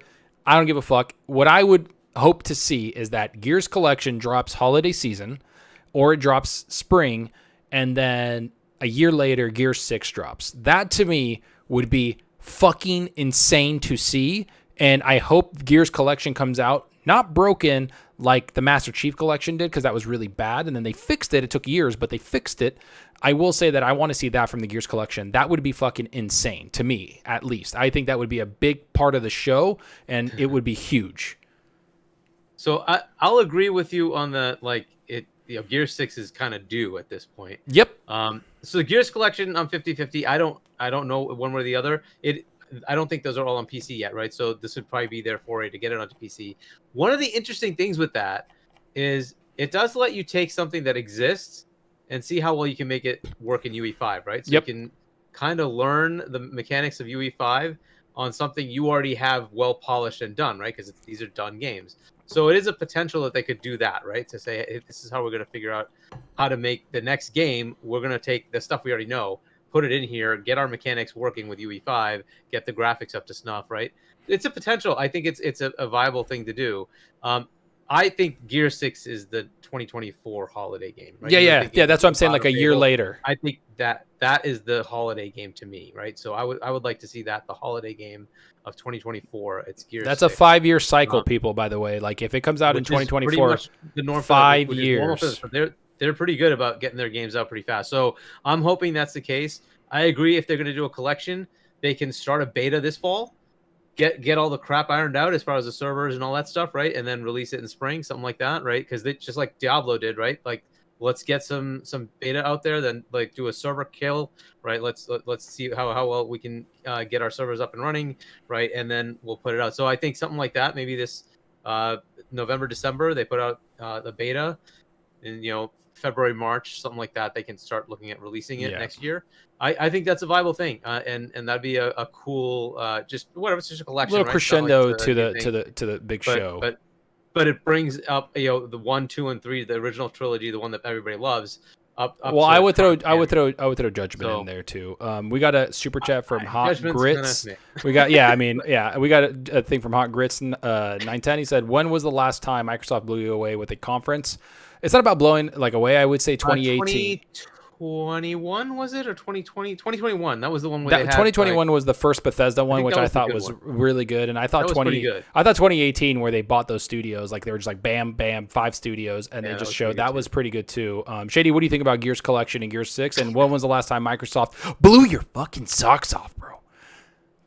I don't remember the last time my socks were blown off. That never happens really at most of these types of shows. Like I'm just seeing commercials for video games, so my socks stay on. But like the last time, honestly, I enjoyed last year's show. Everything they showed that was coming was going to be in Game Pass. I watched an entire show basically, and I knew that I wouldn't have to spend $1 more than I was at the time. That felt good. It's not a safety net to show me crap, and I didn't think the games that were showed were crap. The biggest letdown last year was we didn't get everything they showed in the 12 months. If every single game, if we were already all rocking out a glorious Starfield, if Redfall had dropped and was good and nothing else got pushed, it would have been a hell of a show at the end of the day. I really enjoyed it, and knowing that basically everything they showed was going to be included into a service I pay next to nothing for went a long way. So that was the last time I was impressed. I was just impressed. I was.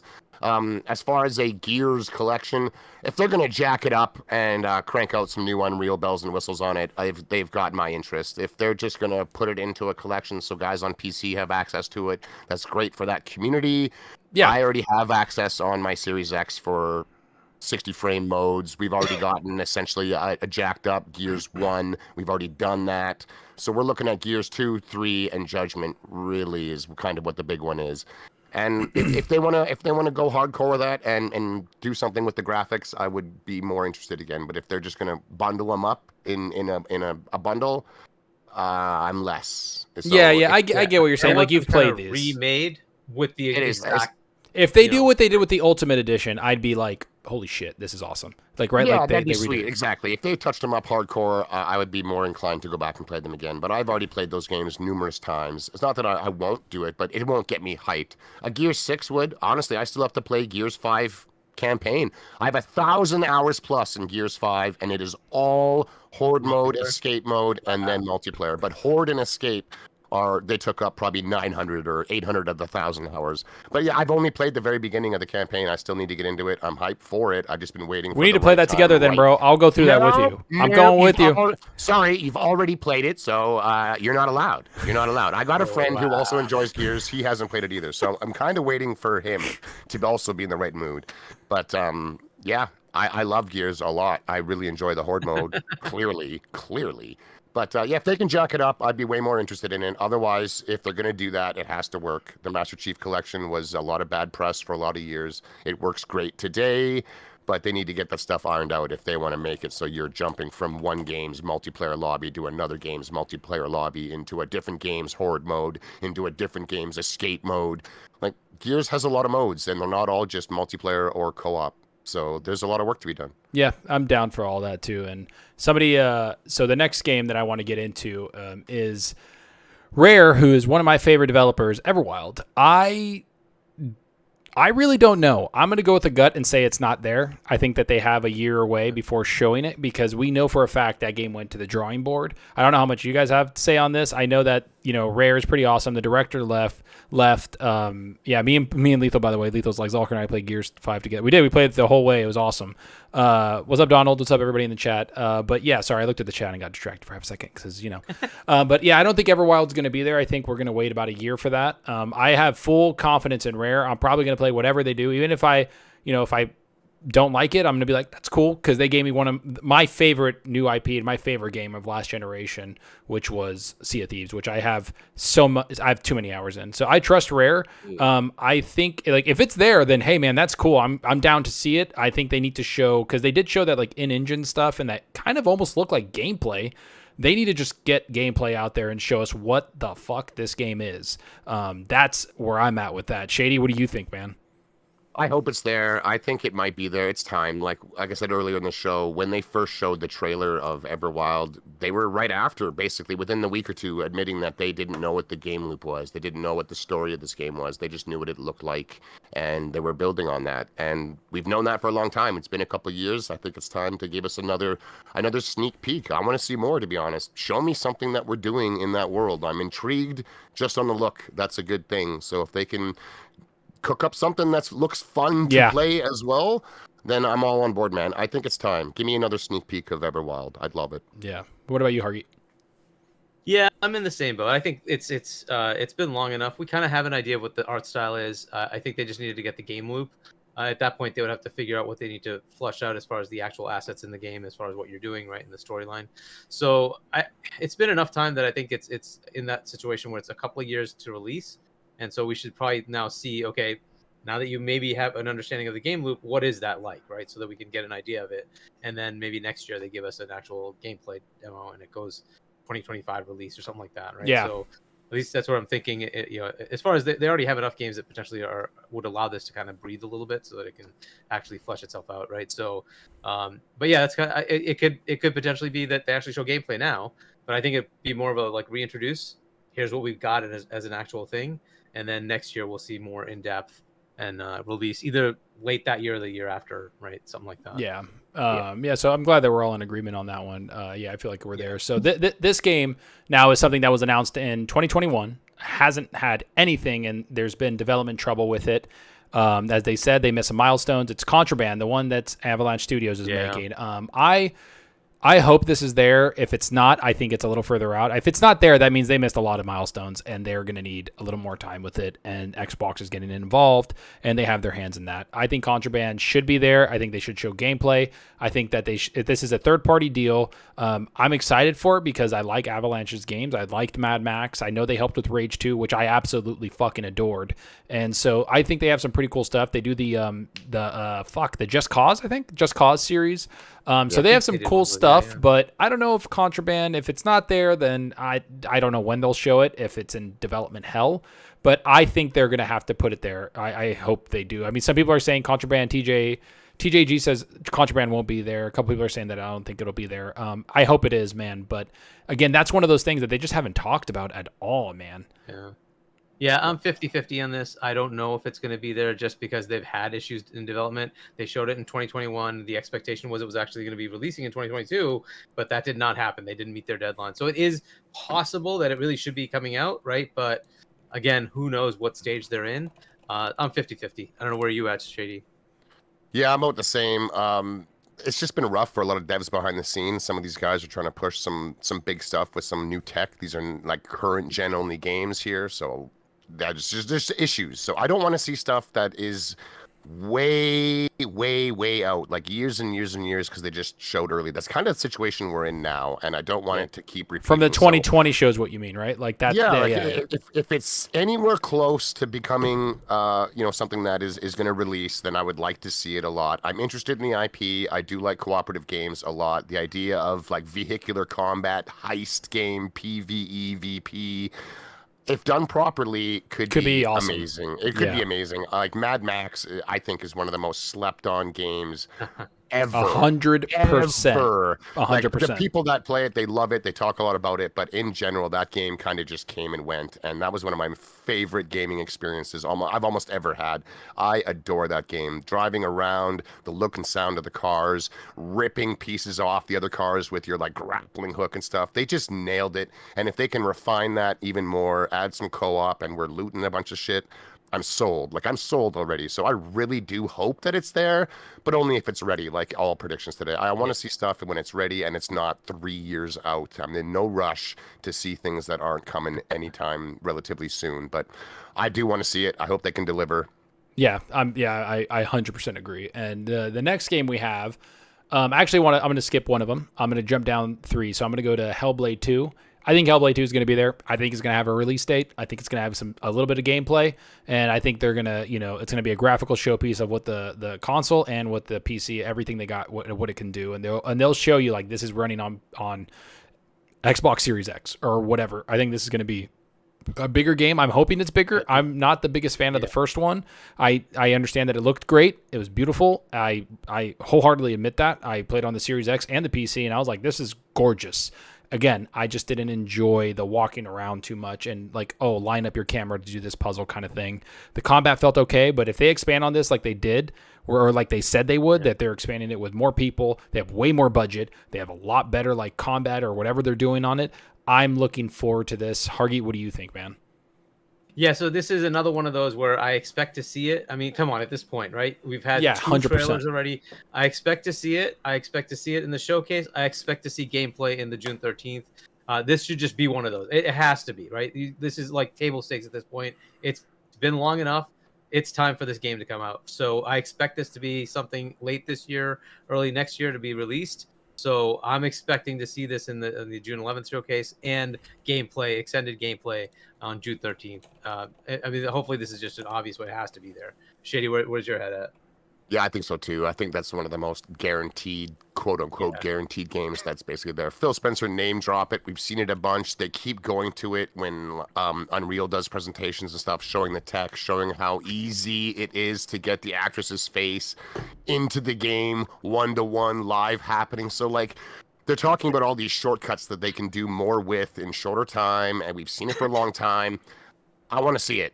The time is now. Is this going to be just more of Hellblade 1, just a little bit bigger, which could be successful in a good experience, but did they really flesh this bad boy out, and are they going to be bringing a third-person, single-player, narrative-driven, cinematic experience that sets a new graphical standard for those people in the Xbox community that feel that is what they need? That is one of the things that first-party Xbox is third missing. person, Exactly. Basically a Sony game. Did they turn Hellblade 2 into a Sony-esque game or not? I don't know, but they need to show this thing, and they need to show what it actually is. Is it going to be a guided tour that just looks really pretty and I watch a lot of cool dialogue or listen to it? Or is it going to be something that I'm going out and it's an RPG, I'm leveling up, I'm finding loot, I'm getting new gear, solving puzzles, tons of different enemy variety? Is it going to be something like that? We just don't know still. So I'm excited to see it's a very I think big it has thing to be there. If it's not there, it has me concerned over the game. Really, it's been that long. Yeah, I will agree with that. If it's not there, it is. And we got another super chat for $10. Thank you, Deletrius. Delicious. Do you think Xbox will show some of the multiplayer games that PlayStation did? No. I think they have marketing deals on those. PlayStation's pretty ironclad with their marketing deals. Deleterious? Is that, you couldn't see that? Deleterious? Is it deleterious? Yeah. I didn't. I can't read. Delirious. Sorry. But no. So then we also. So I wanted to get Hellblade out of the way because these other games that are coming up. I'm gonna try to get through these because we're running pretty long. It's pretty insane, but it's pretty awesome. Indiana Jones. I think that Indiana Jones should be there. And I'm going to clump this in there. There was a new thing about Wolfenstein 3 that Machine Games has a freaking thing out there, a job posting talking about first-person shooter. You need to be we are making a new Wolfenstein hiring now. Dude, I mean, hope it's true. They announced that they were making it in 2018, 2019 or something like that. They were like, yeah, we're definitely making it, but I haven't seen nothing about it. And I think once they got Indy, they were like, oh, fuck, that's a bigger IP. We're gonna go there. I hope Indy's there. I think that can be one of the cool games that comes out with, like, I don't know, Indiana Jones is just freaking awesome. And then usually in Indiana Jones games, he fights Nazis. So it's like, why? Like, I don't know. So here's my thoughts. Okay, so the last game they released, like full big game, is Wolfenstein 2, right? That was 2017. So they have had a long time to make this game, right? And there's an indie movie coming out. Is it next month? June? This month, June 30th or something like that. Okay, so what I'm hoping, and this is just my hopes, is that they say this game is coming out along with the movie June 30th. Here's the trailer, and the gameplay will be shown on the June 13th showcase.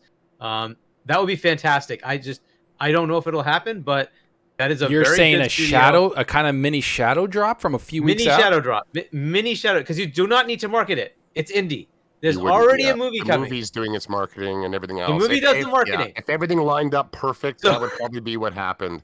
And Right? if it doesn't, it's going to be a horrible, dirty movie tie-in game, and we're going to hate it. I hope not, because this is a story and concept from Todd, right? This is a Todd Howard concept. I hope it's a true passion. I hope it's awesome, right? And what I understand of it is it's like him before World War II, right? It's like it's an older, anyways, but whatever. So, but I hope they've had enough time. 6 years, and Machine Games is a pretty damn good studio.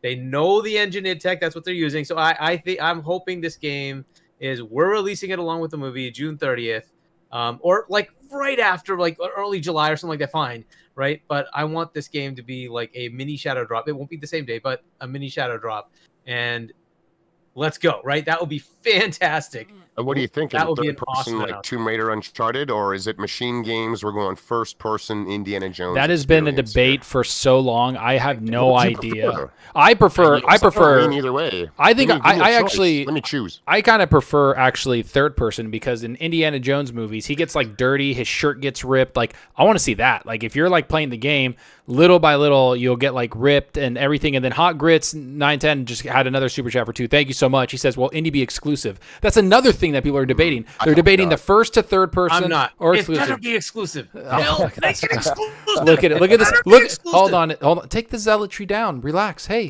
Whoa. We're here. Just relax. No. He's like, no. Nobody No. plays it but me. Exclusive. Yeah. If No. Microsoft went out and bought the IP Indiana Jones, I'd be like, whatever, keep it exclusive, you own it. But because they're just renting the IP and it's popular, I want the game to be celebrated, not hated Spider-Man. on, I'm sorry. hated on Spider-Man. the other side of the community just because they can't play it. I hate seeing that. So, Wolverine. Sorry, I'm allergic to bullshit. well, that's why I hate Wolverine now, is because I can't play it on my Xbox, so I hate it, and that's it.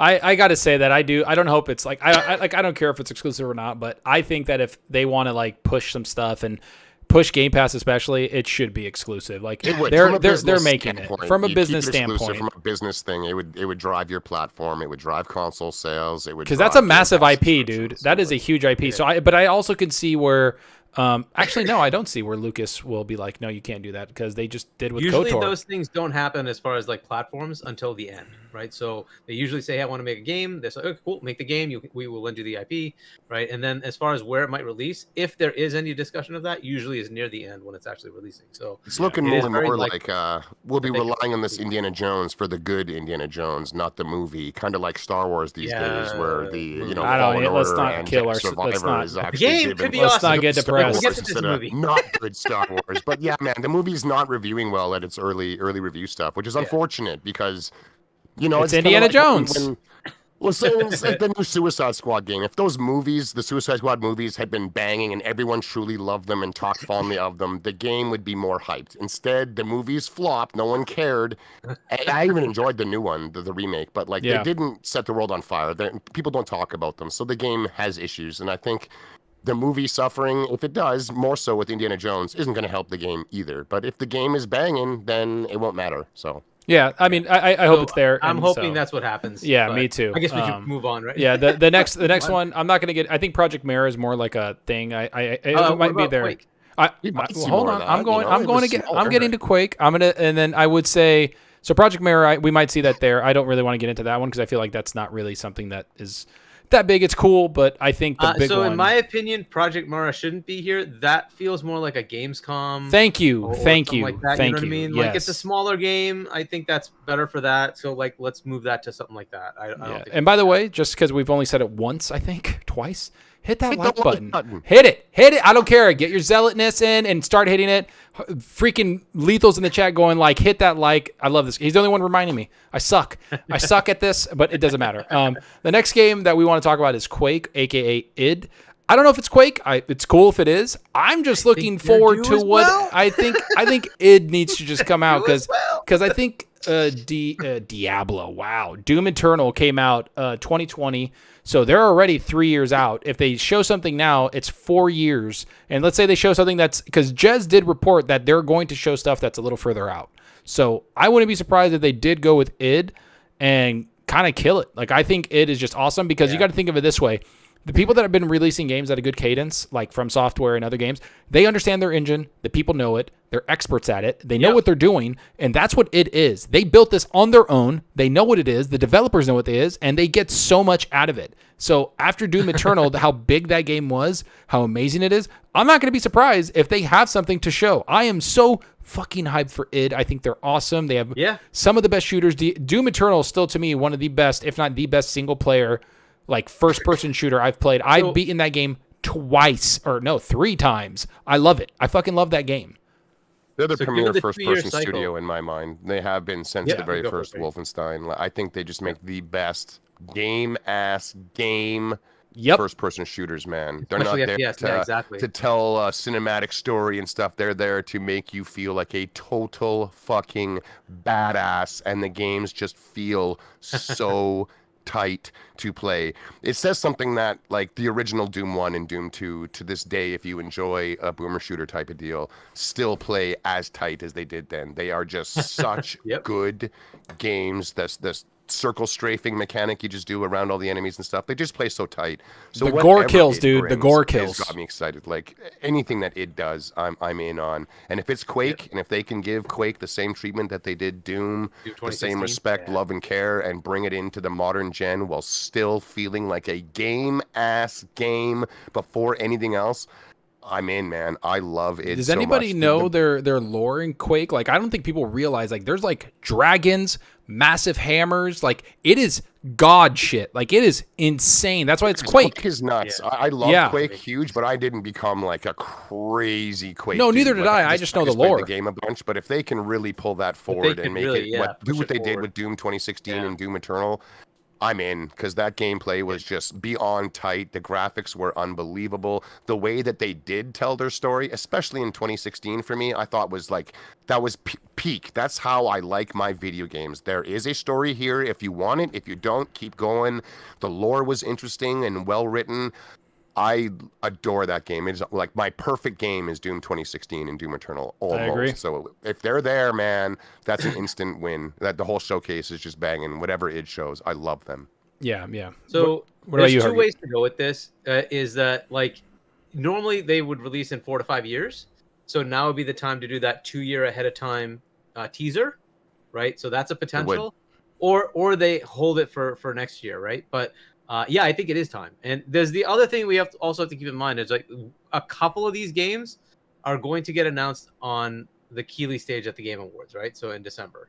Just whatever they are, I don't know which ones they're going to be, but they're going to try to put something. Yeah, Keighley said that he has a couple of big surprises. We're not going to have time to go into Keighley's show today, I think. Right, and I'm not talking about the Summer Game Fest. I'm talking because that one's a smaller one. I think the Game Awards. The Game Awards is of last year is not happening. They are going to have a big announcement at the Game Awards. I don't know which one of these games it'll be, right? Yeah. But one of these is probably there. Quake might be one of those because it has big name recognition. So it might be the one that they want to show there. I'm just like pointing that out. But I think it's in that time frame. We are in the time frame that they should be teasing Quake, right? So, but that might be something that goes to the Game Awards. I don't know which one of these will, but that might be one of them. Okay. I think we're there. We're there. $2 super chat, and he wants to know what about a new Doom with Master Chief. I would Doom is one of those fun IPs where they actually do kind of play around with the skins and the looks of the characters. You can have your bad guys in the multiplayer mode wearing like leather jackets and weird skin types. Unicorns. Yeah, it's like the Doom IP knows what it is, and it's not taking itself serious. It's there to be fun, and because of that, we might just see like a Master Chief along the road as some kind of either an Easter egg or just something fun to play as, because why not? Seeing the Chief and I feel the like Slayer they might team do up in any capacity. I think people are more. It's silly, like I don't want a Doom Master Chief official game, but if I could play as the Chief in Doom, I would, or vice versa, play as the Slayer in Halo. Gotten the Covenant, I'd be all over it. Yeah, that sounds pretty cool, but I think. We'll see what it does. Thanks, Danny Passion. We appreciate the super chat. And then we have, I think it's pretty much the big ones that we feel are going to be there. There's a couple other ones, like we have Outer Worlds 2, which I personally don't think it's going to be there. In 2021, the trailer made fun of itself. Was like, we don't fucking have anything. Here's a trailer. Lol. And I personally don't think it's going to be there. Shady, I'm assuming you don't think so either, man. No, I don't. I don't. No, I don't think so. If it did, I'd be somewhat surprised, like an actually huge surprise considering the language of that trailer. But I kind of weirdly remember reading something that said that the game was actually a little further along than they led to believe. They were working on it actually almost simultaneously as they were finishing up the first game. So it wasn't like the trailer said, and the only thing they actually have is the trailer. There is a bit more, but I would be a little shocked if that showed up. Because we're thinking Avowed in RPGs, man. Avowed, then Outer Worlds 2. Like, I don't know, man. I think they're going to concentrate on Avowed, so I don't think that's coming. The next game is Wolfenstein 3. We talked about that with everything else with Indie. I don't think it's going to be there. I don't even know if they're making it. Yeah, I don't think they're ready to show that. And then we have... Double Fine. Banjo, like Maybe. I'm just gonna bring it up. If Time they're out. making something small again, because they don't always do big AAA. I'm type just stuff gonna with say it. Psychonauts. They do make smaller things. I'm like just gonna stacking, say so it. Maybe Colt Eastwood's gonna throw himself in traffic. Our buddy Colt, you guys know from XNC. He Banjo-Kazooie. A lot of people have been talking about it, rumored. I don't know if it's going to be there. I don't know if they're making it. Who knows? Double Fine said they aren't. Well, so, I mean, you know, Tim who knows? Schafer outright said he has no interest in making. you wouldn't want to tie Banjo-Kazooie. Tim Schafer down either. His creativity And is I one don't of the think- things he's known for. You don't want to just hand him an No. IP and force him to do it. Like I- he's the wrong person to do that. If to. they're there, I want to see something new from them because they make wacky ass games. Yeah, right? they Yeah. do. I want them to go crazy and do like now they can make a AAA level game and do whatever they want, right? Like, yes, please give me a AAA level freaking Tim Schafer game. Yes, that would be fantastic. I agree. I don't know if they're ready though. Psychonauts came out in 2021. I think Then that's a it good took time, and then foundation. it I was think hard to figure it Psychonauts out. is a good foundation for them that they got more Yeah, funding, and they so- said that game would not exist and be I the don't way think it is they're if it ready. wasn't for Xbox. I don't think they're ready either. don't think The If next game, it's a small game, then maybe. Yeah, 'cause the they next- do make small games as well, like arcade. They were in Yeah. like Xbox Live Arcade type There's level rumors games. they have They're multiple known for teams that. now, and so you might be right, Shady. It might be a smaller game that they're ready to show, and a bigger game they're working on that might come later. Yeah. But So I the wouldn't next, surprise me the if that's last the case. game I'm going to talk about because the other ones we just don't even have time. I mean, there's updates to Elder Scrolls Online, Fallout 76, of course, Grounded, Flight Sim. Sea of Thieves will probably get something. The Halo seasons, Minecraft, like stuff like that, I think will be there. We have like a bunch of like little things for updates, and I want those to be like, sure, if they're going to be on the show, it's cool, but I think they're going to be more on the Tuesday or whatever, the 13th. The last one I want to talk about, and this has been kind of rumored like crazy, with Sarah Bond is a Lord of the Rings game, or what people are saying is a Star Wars game. That there might be a Lord of the Rings MMO or a Star Wars MMO. We don't know which one. I do not know. I'm not going to go out and say that this is happening or anything like that. I would be over the fucking moon if they make a Star Wars game. I would be You think crazy. they're making it or just getting the marketing for it? I mean, if they get the marketing, no, this is like a thing where they're like in the Mandalorian universe, kind of like you have an MMO. Like this is apparently might be Do you think an Xbox studio is making the game, or they the just, new they've just online got studio, pushing on the someone? new ZeniMax Yeah. online It's studio either that they ZeniMax built. Online Ooh, or if it's Roundhouse or ZeniMax whatever Online. the name is, but yeah. That's the team that Yeah. is rumored to it. I wouldn't be like, cool. Like Yeah. I'd be shitting myself. As for the Lord of the Rings, they don't really talk like Lord of the Rings. Like, these are their IPs. These are IPs that Xbox does not really go for. They had an ability to go get KOTOR people. They did. That's confirmed now that they went to Xbox. Do you want this? They said no because it's not their studio and it's not their IP. Xbox does not go for stuff that is not their IP. That has been a freaking pretty much mandate for fucking 8 years or something like that. Let alone make an MMO out of it. So for the next 10 plus years, every dollar spent, you're peeling off a percentage to a WB for Lord of the Rings or whoever it is, Or Star LucasArts Wars or and Disney. It's just like you don't make something that Yeah. you're looking to turn into a money factory and borrow an IP from somebody. I don't think that's the play. So I'd be Yeah. shocked if the Lady remember this Fox, game- hold on, Lady Foxfire, thank you for the $2 super chat. It's so good to see you, Lady Foxfire. You're awesome, man. Loving the new show. Keep it up, guys. Fox emoji. Thumbs up. I want Gears. No shit, you do. I remember Lady like listening to her on podcast. She is a Gears head all day, man. Remember that this game would have been started before the Microsoft acquisition, right? So whatever Yes. it is an in. Oh, That's it might be rented because true. Bethesda which was is why willing, the but indie game happened, right? Because that would also not be something Phil would do. But these were arrangements that happened before they were acquired. Look at this So fucking guy see, coming in with the it'll very well points. be that. Me and Shady caught by Right, so- surprise by Hargeet's fucking logic. Shut up, Hargeet. So No, that it does could be make something perfect that they're sense, doing. like I it don't does. know. It does. It makes sense. If that happened, then if it's a contract, then fuck, man, I'd take it. Lord of the Rings or Star Wars, I don't care what it is. But I've played a Lord of the Rings MMO. I don't know if anybody else has. I enjoyed it. I thought it was okay. Star Wars, I've played every single MMO that they have. Star Wars, The Old Republic, I have played all of them. Star Wars Galaxies from back in the 2000s. People, I don't know anybody that's played that. I think I'm the only one with my buddies. Those games were awesome.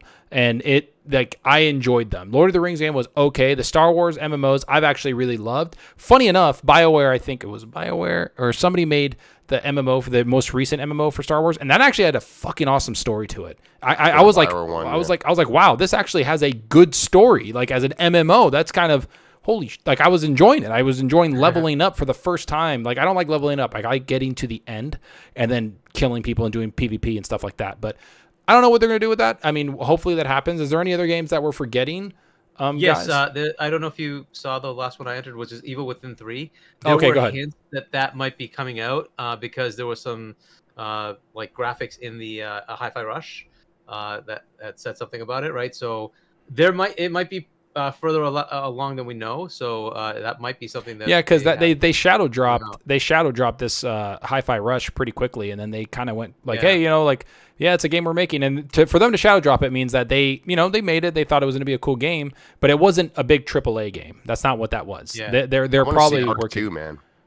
Yeah, so R2, it's there's Game Pass day one. It's exclusive on Xbox platform. Vin because Diesel? It's going to be in the preview, the game preview, when PlayStation doesn't do game preview. oh, But I want to Arc, see what it right, is. got Is it just more of like what the first Arc was, and it's a big open survival game, or did they turn that into a Yeah, I bit mean, more that's of been a delayed a bit, right? narrative-focused Horizon Zero Dawn maybe esque game? But I don't know it's trust had them. some problems and was delayed. But if that's ready, I would love to see Vin Diesel out there fighting dinos. You know what I'm saying? Yeah, I don't I'd trust like them. But yeah, So I go don't ahead, know about Hargeet. Evil Within. Hopefully that's something that's happening, but I don't know if they're ready to show that or not. But there's something going on there. If you're talking about third parties, there was some hints about a Dead Rising, and that might be something. Yeah, there were some hints of Dead Yeah. Rising, and there was also No, I'm not gonna say it. There's also a The hint of dream thing out of nowhere. If you could make something happen, any IP you want, you could just make appear, and they were doing it. What would it be? I'll start. It's Too Human. Ever since they gave away Fuck Too you. Human for free, I've had a theory that they secretly somehow have acquired that IP and they control it now, and they have rebooted and are going to remake a full-blown looter RPG. Too Human. Like Vikings are banging today. And so is sci-fi stuff, and that's what Too Human was, man. That is my most wanted, out of nowhere hope that hate they him. can, remake Too Human, and So it'd be insane. go back in RDX 2 years ago. I brought up Too Human like 2.5 years ago, maybe more. I brought it up on RDX. I fucking distinctly remember this because randomly one day Too Human was just free. Like you They could just get gave it, away and one then day, and that then game Phil Spencer was playing by it. And law removed from the store. The law made them take it out of the store because they sued Unreal so hard. So like you couldn't get it, and then one day they gave it away. yeah, so the team behind that was Silicon Knights. I don't know if anybody remembers that. I do because I loved that game. I played the shit out of it. I enjoyed it. One of my buddies, who's one of my best friends, has like insane amount of hours on it. That is my other game that if they can bring it back, Too Human, I think fits perfectly. Fits with the Norse mythology. I thought it was really cool. It looked cool, and the gameplay was okay. It could have been a little bit better, but I enjoyed it. We got David Chiamianti. He says, "I suck at reading," so that's that. Thank you for the $11. He says, "I'm so sad the Shadow Man remake never happened, and that Johnny, Bazooka, Tome, and Earthworm Jim have been lost to the mists of time." We're all sad. Yes, We're all very sad much. about it. Very much. It's Thank kind of you very depressing. much. Thank you for making it We're all like, oh, that's fucking sucks. Hargeet, So the last one I had was Rise. I don't know if that's something that there's some rumors Oh, about that'd Rise be dope. something. Yeah. I don't know if that shows up. Maybe I don't know. I don't. Okay, see I'm gonna say this, fuck it. on the Keeleys, but so somebody yeah. told me years ago, and I'm not saying this is a leak or insider or whatever. Somebody told me years ago, and I'm talking like 3 years ago, that Rise was being thrown around. And they told me that, and they were like, just to let you know, Rise is something that people are throwing around, not Xbox, but like Crytek was. And they were throwing it around. And then there was rumors that there's a Rise 2 and that there was Rise multiplayer and Rise this. And if you remember that, those leaked like about a year and a half ago. So 3 years ago, I was hearing that. And then those leaks came out that like, oh, there's Rise this, Rise that. And I've always been pounding. I've beaten Rise 3 times. I love that game. I love how brutal love it the is. shit out of Rise, man. Dude, I Every love it. achievement. It's The so horde mode, good. The co-op horde mode is incredible. Dude. Just the combat's really good. If you want to participate in the little quick time executions, you can. You get a bonus. If you don't want to participate at all, you don't have to. The execution just happens. I thought it was brilliant implementation. It's simple but engaging. It was graphic. It was violent. It was up close and personal. I played the shit out of Rise. And if they make a new one, personally, I'd like to see it go to different time periods with different cultures, not just be Romans again. Yeah, I think that would be pretty cool. So Rise, I hope if it's, I don't think it's going to be there, but like that would be a game that I want to see come back. Yeah, that'd be sick. Yeah, Because I appreciate a lot of, I actually got like a DM and stuff. I appreciate everybody. Like they're saying good job, like just DMs privately saying, hey, good job on the show. And we really appreciate it, man. Like this is our second time on here. Honestly, like you guys being here, joining the channel, subbing, doing everything, supporting us, keeping us engaged. Like that's what's happening here, is that we just love being here doing this stuff. So that's pretty much our show for the games that we were hoping at the show. Hargeet's not going to be here next week, but that's all right. Me and Shady are going to be here, and Hargeet's going to be doing all the dirty work in LA for us and getting us all the insider stuff, and we're going to be talking to him. I really appreciate everybody here, so we're going to do some outros. Sorry that this even with the stream crashing, we still had a really good show out. I can see the chat moving, so I'm super happy about that. Thank you guys for coming back and giving us that support. Hit that like button before you head out. Shady, let's start with you with the outros, man. Where can people find you? And how did you enjoy the show? It was a damn good show, as always. Thanks for having me. And as we know now, or if people that don't, this is maybe their first time listening to us. After all, this is only our second episode. Yep. You'll find me here on this channel, on this show, the Zealots of Gaming, every single Thursday at 6 o'clock. Well, that's 6 o'clock my time, I guess. It's 5 o'clock Pacific and 8 o'clock Eastern. But I will be here every single Thursday. They call me So Shady. I run the Sesh Empire. You can find me on Twitter at the Sesh Empire. That is one word. I talk games and a lot of shit with a lot of fanboys, man. I can't let stupidity just go through the feed and not have it checked, man. I get into it. I shouldn't be, but I do. Twitter's not a real place. I don't treat it like one, but that's where you can get me throughout the week. You can find me here as well. Thanks for having me, man. Thanks for coming out, everybody. Love talking games. I am excited. I'm hyped for the show. No one's going to take it away from me. Whether they deliver or not, we'll see. But it's time, man. It's that season, baby. We got game trailers coming everywhere. Thanks, man. I appreciate it, JD. Yeah, and your passion is fucking insane, bro. I love it. That's why we brought you on here. And Hargeet, how about you, buddy? Where can people find you? Not Twitter. And how'd you enjoy the show, bud? Not Twitter. Yeah, so this is our great third episode because we had a pre-episode. Oh, you fuck. Yeah, I got to delete that shit. So episode 3, I leave it. We did have something we actually talked about then, right? Yeah. So people want to hear that part of it, why not? But yeah, so great show. And I am Chani is my gamertag on Xbox. You can check me out there. And yeah, I'll be in LA watching the Keeleys and then the Fan Fest with Xbox. Hopefully it'll be a great show there. We'll see. And then, I can report in the following week when we have our podcast. We can talk about what happened. But yeah, I'm also going to be on 108 Dragon. We'll be joining Lemon on 108 Dragons TV's podcast this Saturday at 6 p.m. U.S. Eastern Time. So you can check me out there. And then the normal podcast I'm in RDX with soccer on Tuesdays, 8 p.m. U.S. Eastern Time.